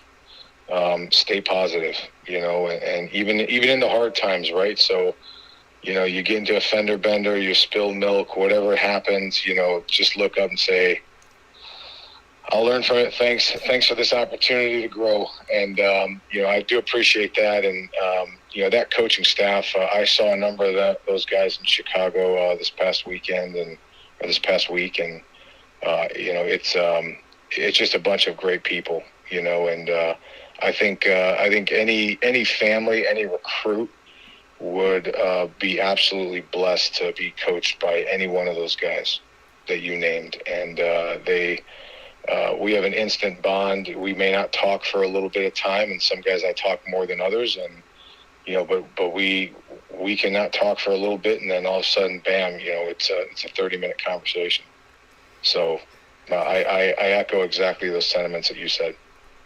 And that's the thing, is that it's so. I was watching the Friends reunion last night. It took me a little bit to get to it, and I have to watch things in parts because I'm always running around like Joe Adam. And so I started it during the day when I had a little bit of time, and I was eating lunch because I was trying to be purposeful and eat my lunch without having one hand on my laptop like I have always done. And so I'm eating my lunch, I'm watching, and then I watch the rest of it at like, I don't know, 3 o'clock in the morning. And so apparently we could have talked on the phone since you were traveling and I was watching Friends. But yeah, so I finished it, and I thought to and they said something in the show. They said if any one of us ever went out to a party and saw someone of these 6, we, kind of apologized to everybody around us and said, we're just going to sit with them. And, because they really built true friendships from being on this show, Friends. And I think about that in the walks of life, in the fact that you were here for a time as an assistant coach at Syracuse. And it's one of those things where we became friends. But now all these years later, if I see Joe Adam at an event, I'm going to spend a lot of time with you. And I just kind of took that to heart yesterday, seeing that, where it's like if we ran into anybody that we knew from this group, it was kind of like everything else went away and we just spent time together. And that's exactly how I feel. I mean, if there was like 300 coaches in a room and I bump into you, I'm like, all right, Joe, where are we eating? What are we doing? What's going on? Like, right. I feel like that's such a, I feel like God bless, like you said, good things happen to good people. Yep. And I just think it's cool that when I heard that on the show, it really clicked with me that I have people like that in my life where, if I see you or I see DeAndre or I see Tim or, and on and on, and Bobby and Fred and whatever, like if I see you guys, then I automatically am going to like gravitate and spend my time there. And I think that that's, such a testament to the fact that it doesn't, like not everything in life is meant to be in this place or wherever it may be. But, for the time that you guys were here, we all crossed paths at the same time. And, we got to be on the screen together just a couple months ago. And your friendships are all very real and very true and very honest. And I think that speaks volumes that, people say, okay, well, Schaefer was here for 3 years. Yeah, you could look at it as bland as that. Or you could say that Schaefer brought all these gentlemen together who are all successful in their own respects, and they love their families, and they're good people in and of themselves, and you guys have connected with each other in such a way that, I feel like if we all got together down in wherever Tim Lester's at every other week, like Palm Beach or whatever, right. That if we all got down there, I feel like it would honestly be like an episode of the movie Grown Ups in a way. Yep. Yeah, well, that speaks, give a big shout out to Scott Schaefer. That speaks to Scott. And his model and what he believes in, and his core, that just speaks to him. And I can't give enough praise. I mean, as a mentor, as a leader, as a friend, as somebody who runs some things by, whether it's a game plan piece or, hey, I'm thinking about this, and that's been the best part about, that group is, I can always reach out and say, hey, I'm thinking about this with my team, or have you ever done this? And, we continue to grow as coaches. And we're in a different landscape. I mean, in football now with the transfer portal and the name, image, and likeness coming down the road. It's a much different time than when I was at Syracuse, for sure. Yeah, and that's the thing is seeing things evolve. What have you taken away from the world of coaching, knowing name, image, and likeness? Guys got a free year this past year. They could come back. Transfer rules are so relaxed to the point where it's become college free agency. I would imagine that with everything you've dealt with as a coach, these are all things on top of things where we kind of sit here and say, okay, your life is busy. Now you have to deal with name, image, and likeness, transfer portal being wide open, and who cares because people could go wherever the heck they want to go. I mean, you have to recruit the people in your program, recruit the people out of your program, recruit the people that are looking for a program. Then you have to deal with name, image, and likeness and everything else under the sun. And also somewhere within this, you have to play games and practice. So how are you evolving with the evolving times of if a coach didn't have a busy plate already, so much more has been thrown on top of it. And it's not little things. These are things that will literally change the course of college athletics forever. Yeah, I think that's why you're seeing some guys jump to the NFL, and you're also seeing some guys jump down to the high school level because, you use the term coach, and you really start to think about how much coaching do I actually get to do, versus recruiting. Right. And I'm not saying that, recruiting is the lifeblood of any program, but, in back in the day, there used to be a start point and an end point, and then you could take a breather, and now there is no end point.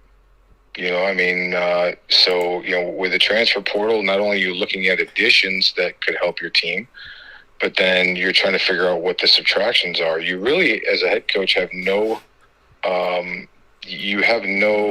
power over your roster, which is a scary, scary thing, and it reminds me of my early days, back 20-something years ago when I was coaching at junior college, and you had to field the best team every single year. And, if you're lucky to have retention of first-year players to second-year players, then you felt pretty good about life. But, that summer, those summers before, there'd be summer melt, there'd be guys leaving, there'll be guys, some guys you only met once because they came on a campus visit in June. And, and that's happening in Division I football.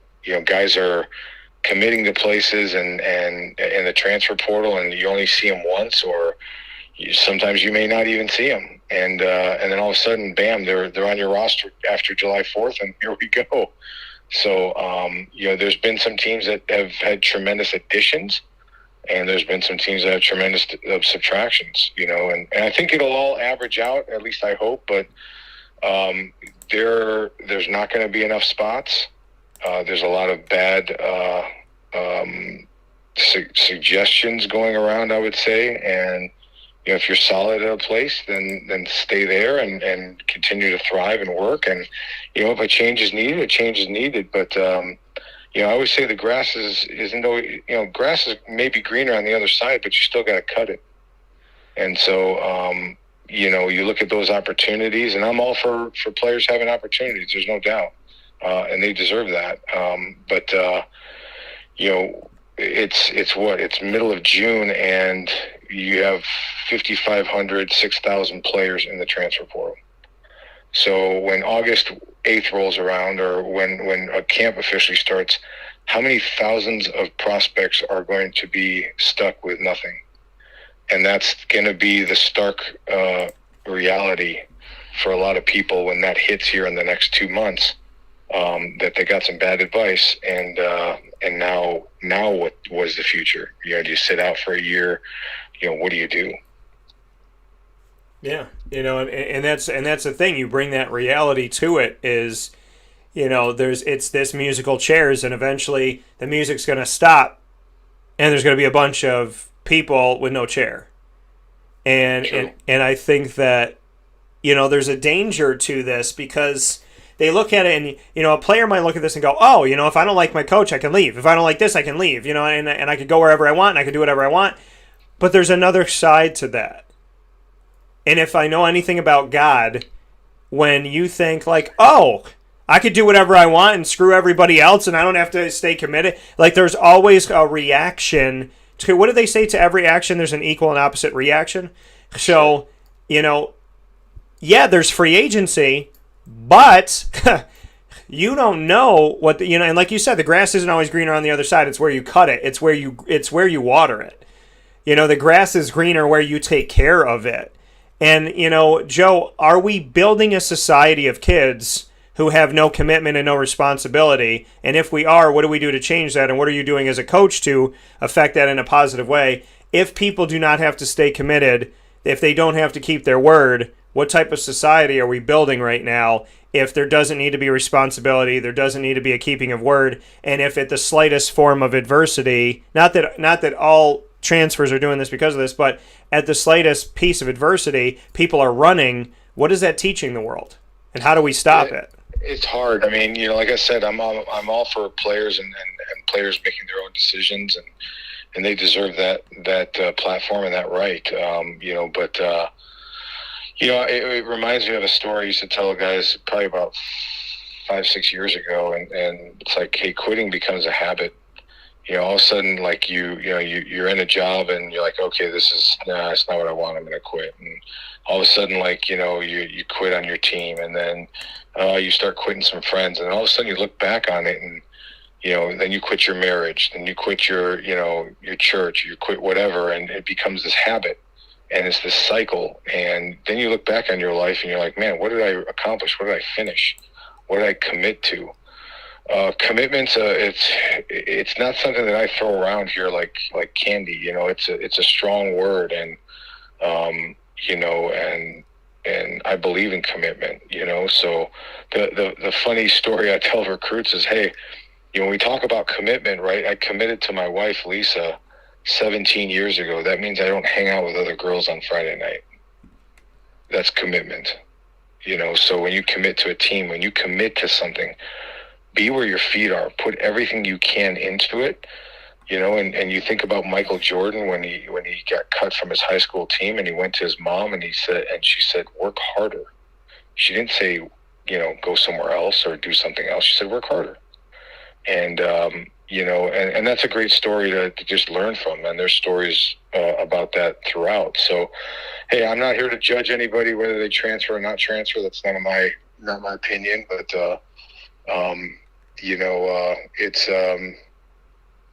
it's you're finding a guy who has some old school blue collar values and has accountability and commitment is such a refreshing piece in coaching. And you see less and less of that just because of social and kind of where things are in today's world. Yeah, and this world is very unique and ever changing. But you know what, Joe, we are the victim of our current situation if we let ourselves be. And what I mean by that is we always say that whatever we're going through right now is the hardest. But we forget that our ancestors went through world wars. Our ancestors went through Great Depression. There were famines in this world. There were people who fought dinosaurs, Joe. So, it's it's cool to watch. It's cool to ride the Velocicoaster that just opened yesterday at Universal Studios, but people were literally on Velocicoasters running from Velociraptors at some point in time. Sure. So sure. I think that everything is relative, because 10 years from now we're going to say that something else was the hardest thing, or, and that's what I tell people all the time. If I had a nickel for every time that I said to myself, I can't get through this, I can't do this, I can't deal with this breakup, I can't deal with this thing with a job, I can't deal with this, I can't deal with that. And that was 15 years ago. That was 12 years ago. That was 6 months ago. That was, whatever. And so, in the moment, it's hard. But I said earlier this week in the Ingredients to Success, brought to you by Avicoles, I said, you can either be the victim or the victor of your thoughts. And they both have 6 letters, and they both start with the same 4 letters, but they're incredibly different. You can either be the victim of your thoughts and be trapped in your own mind, or you can be the victor of your thoughts and live above negative thoughts and live above what people think of you. To kind of culminate and bring it all together in our discussion today, I'd love to get your take on that, because you and I are cut from a very similar cloth. Being a victim or a victor of your thoughts and controlling the narrative of your life instead of letting somebody else do that. Yeah, I love that, and in fact, I'm gonna grab that if you don't mind. I'm always looking for good tidbits, but I believe in this. I tell our team all the time, like, we're not going to be victims here, and we're not going to have that mindset. So we're not here to get through things. We're not here to try to get through workouts or get through our academics. We're here to attack it. And being a victor starts with personal responsibility. And, stop complaining about the things that you can't control and control the things that you can. And, that takes personal responsibility, right? If you want to be great, I tell the players all the time, you want to be great in academics, you need to study more. Like, how much time do you spend scrolling on your phone versus studying, right? If you want to be great in the weight room or on the field, how much time do you devote to that craft? And, it's what I did a little analogy a few months back with our team is, what are you filling your cup up with every day? If you took a solo cup in front of you and you said, okay, wrote it down, here are the things that I'm filling my cup up with. And, it's a good little exercise. And then you look at it and say, okay, well, what needs to come out of that? What do I need to pull out of my life? What do I need to pull out of my cup so I have room for the things that are really, really important and the things I want to thrive in. So, those two words are obviously, like you said, really closely spelled, but, in your life, no matter what you're doing, choose to be the victor, because you are in control of your own life. Nobody else is in control of your life except for you. You make decisions to get up. You make decisions to leave the house. You make decisions to work out or not work out. And when we start to take personal ownership and personal responsibility in the things that are important individually and in your family, you'll see yourself thrive, because you won't play the victim card anymore. Yeah, and that's the thing is, being the victor of your mind, not needing somebody else to be your biggest fan, not needing somebody to take you and bring you out of something. You have to lean on God and lean on yourself, trust yourself that you can do this. And I don't know how people do it without faith, and it doesn't make sense.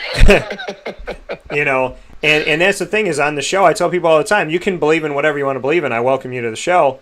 And as much as I welcome you, welcome me. Like, I talk about God. I'm Catholic. I believe in God. I'm very happy with that. And, it is my life. And happy is an understatement with that. So I tell people all the time, believe in what you want to believe in. I'm going to believe in what I want to believe in. And you're welcome at my table. If you let me eat at yours, that's your decision. But I'm welcoming you to mine. And so, I don't know how people do it without it, and it's not a crutch. It's a life. It's it's me giving credit to who brought me in. So, it's like, I had somebody tell me that before that didn't believe in God, said, you believe in God because you can't do life. You can't handle life just like everybody else can't handle life, so you have to lean on a crutch. And I was like, man, do you know how many times I was on crutches and God kicked him out and said, learn how to walk?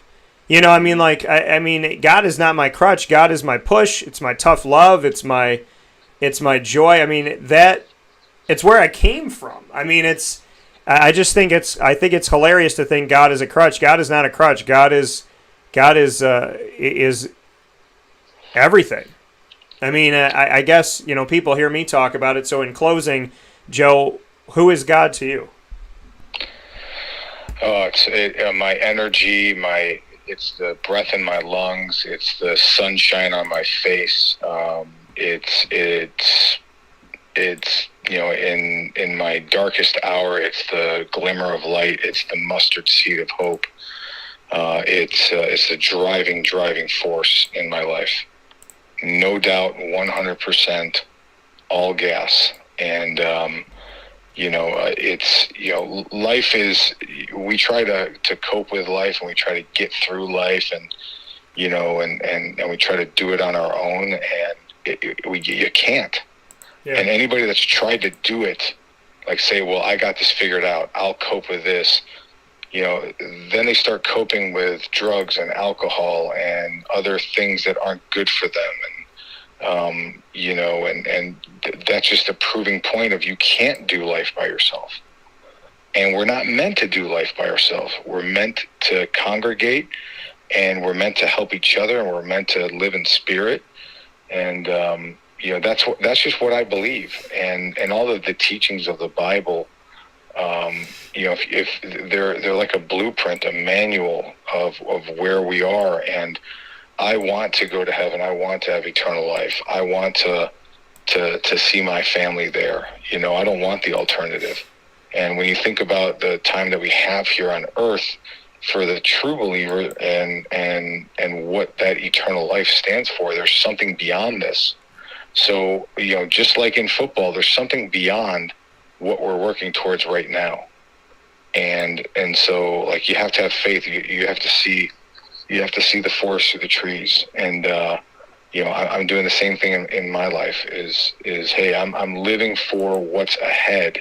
I'm trying to make a difference every day, right, in my own life and in people's life around me, to try to make it better. And if that's what the Bible teaches me, and if that's wrong, then I'm wrong. I'm fine with that.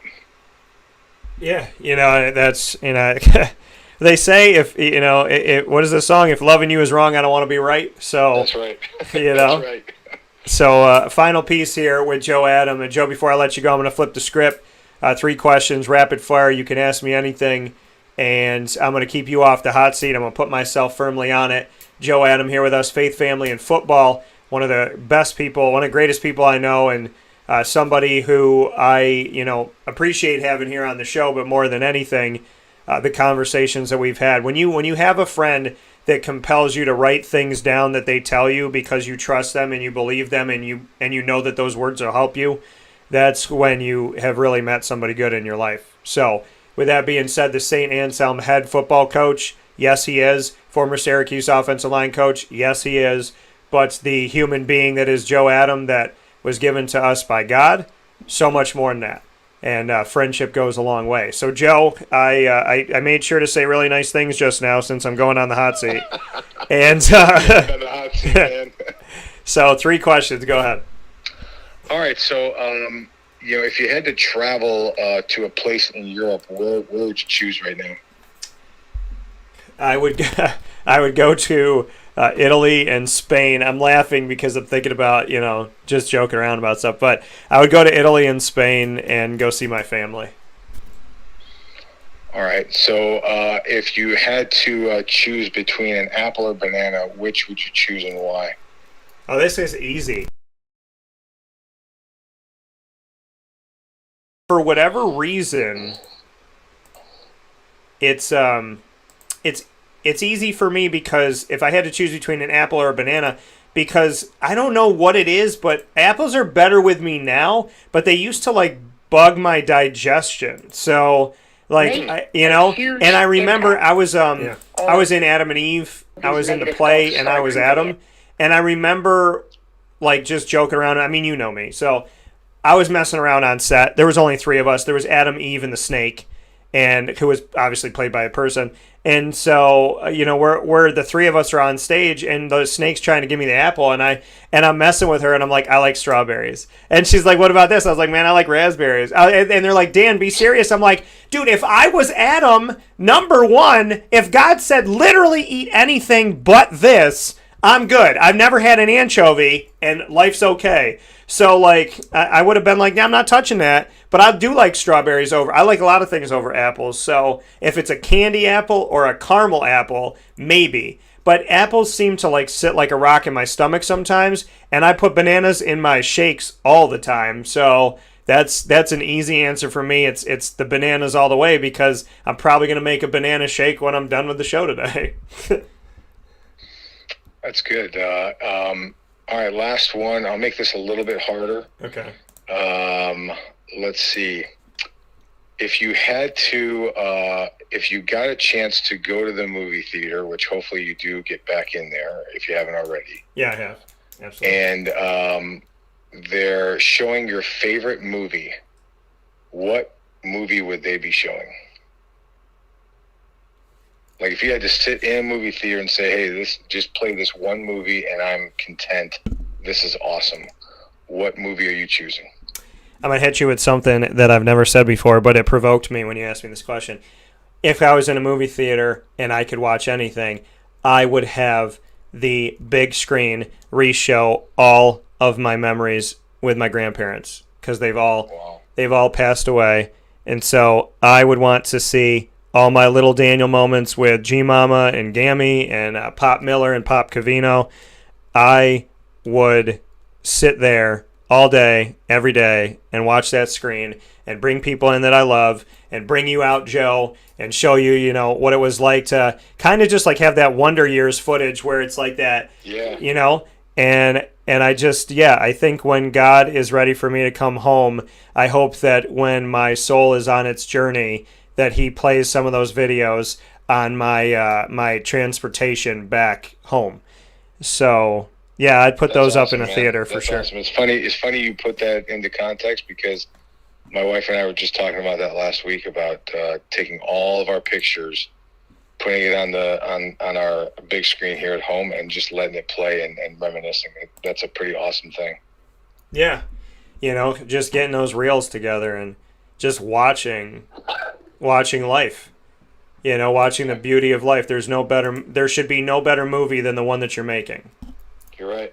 So, amen to that. With that being said, Joe freaking Adam, I appreciate you as always, my good friend. I can't say enough about you, and I look forward to our on the air, off the air conversations as well, and just thank you. I mean, I know that you know, but I can't really readily put into words what you've been in my life. So to every player that's thinking about playing for this man, just do it. And for every player that is playing for this man, give him your all.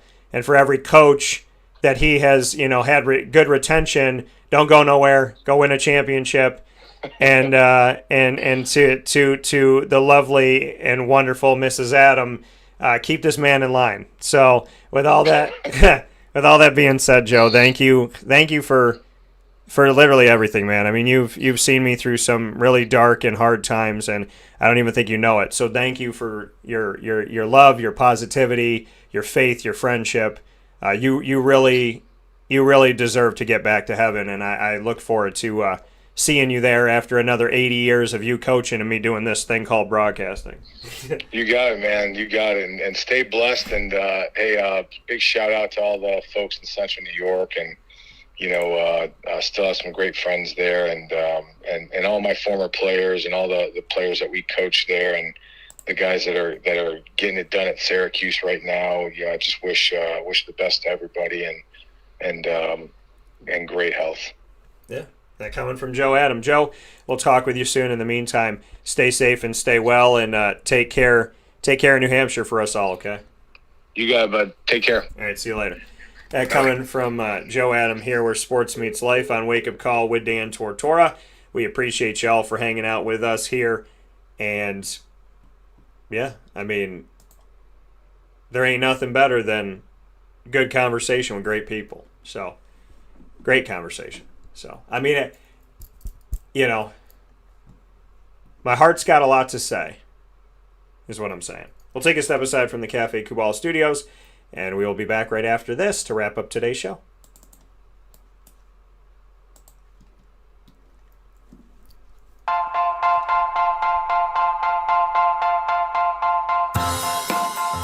Cafe Cabal Mobile Cafe brings the cafe experience to you. We'll roll out to your neighborhood or office, ready to serve our locally crafted espresso bar to our loyal patrons. Inquire at cafecubal.com. Cafe Cabal, coffee for the soul.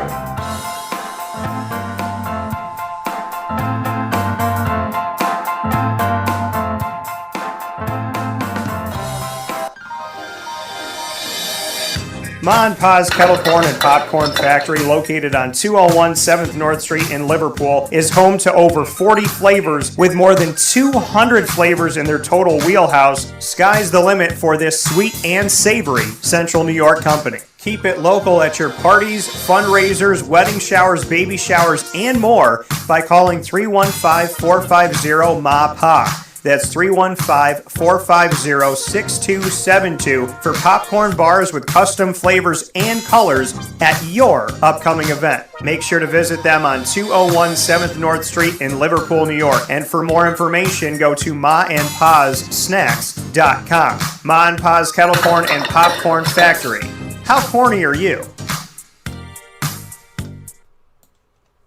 The Millhouse Market, located on 3790 New York 13 in Pulaski, New York, is worth the drive every time. Make your way out there and download their app on the Google Play and Apple App Store so you have everything at your fingertips for their homemade breads and salads, quinoa bowls, rice bowls, brick oven pizzas, desserts, oh my god, maple, brownie, M&M cookie. It's all good. sun-dried tomato and mozzarella bread. Are you kidding me right now? The Millhouse Market, second to none. They are worth the drive every time. Your taste buds will thank you. The toughest decision that you may make is trying to figure out what you're going to order between all of your favorites, because when you think you have a favorite, you end up getting another one at the Millhouse Market, because their eclectic menu has so many different things for your taste buds that you won't know what to do with yourself in the best of ways. Tuesday through Saturday, 7 a.m. to 8 p.m. Sunday, 7 a.m. to 3 p.m. Make your way out to the Millhouse Market, and they have their general store, their drive-thru, and their indoor dining. A lot of different ways to celebrate and enjoy Millhouse, and to celebrate and enjoy supporting local companies that support each other as they support local companies all throughout the community within their general store. So make sure you head out there today to the Millhouse Market, 3790 New York 13 in Pulaski, New York. Worth the drive every time. Avicoli's, the proud home of the Liverpool show that we have every single month, supporting Liverpool Warriors athletic programs. We want to thank the Liverpool boys lacrosse team that was out there with us with Mike Felice and the crew, and we appreciate them for being there. We appreciate John and Nick and the entire team at Avicoli's as well. Everybody does a fantastic job at everything that they make in the kitchen, as well as the cleanup and the service.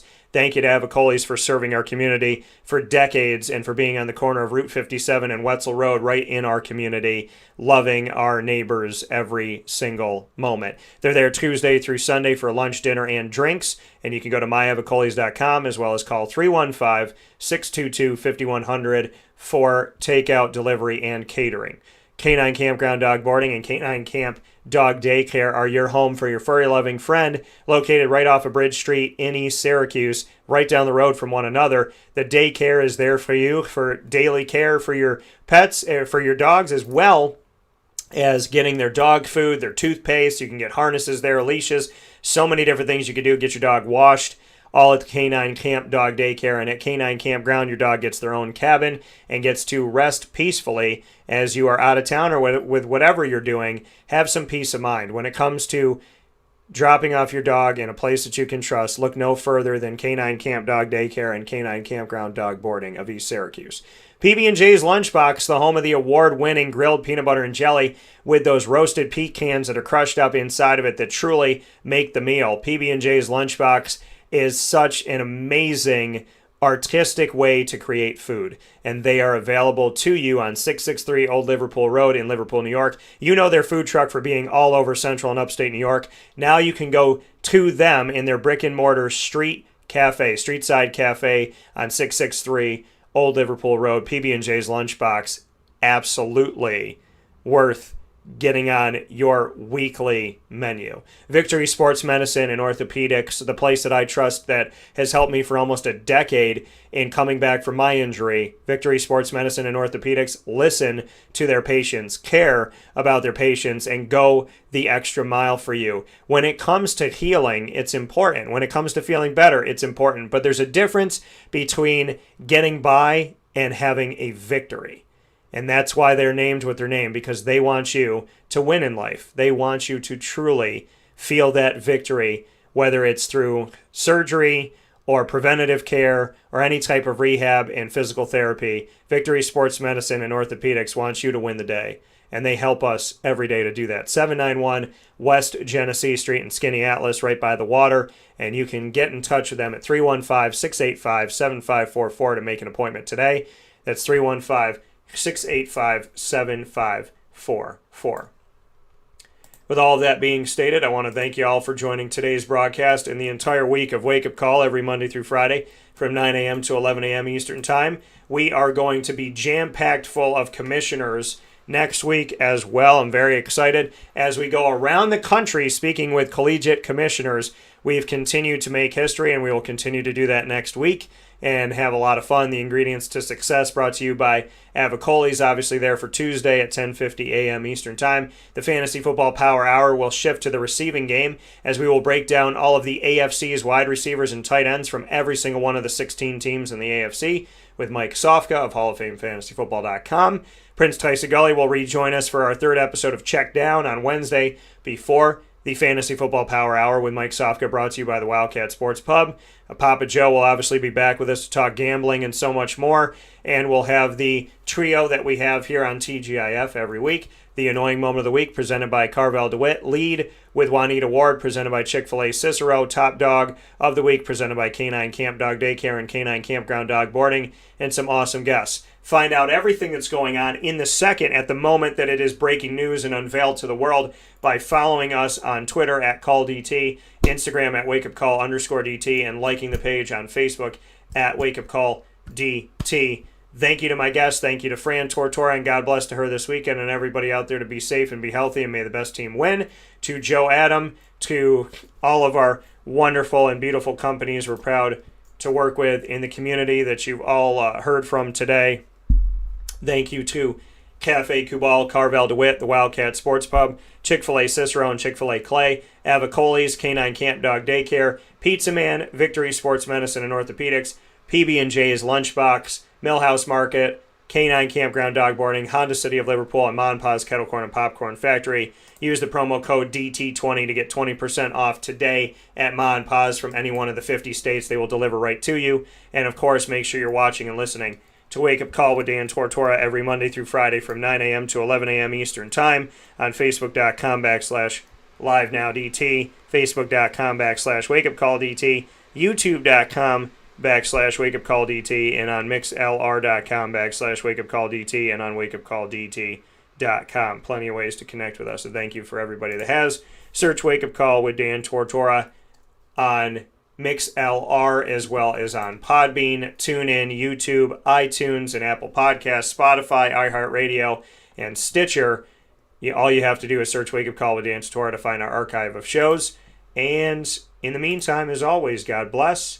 No stress, do your best. Shout out and a big congratulations to Adam and Melissa on their upcoming wedding this weekend. Thank you for inviting us. I can't wait to dance with you, babe, and I love you all. So have a fantastic day. Be safe, be well. And like I always say, and I'll say it again, God bless you. May no stress take you down. And may you always do your best. You got this. You got this. Shout out to Juanita, Fran, Joe, thank you. I'll talk with you all soon.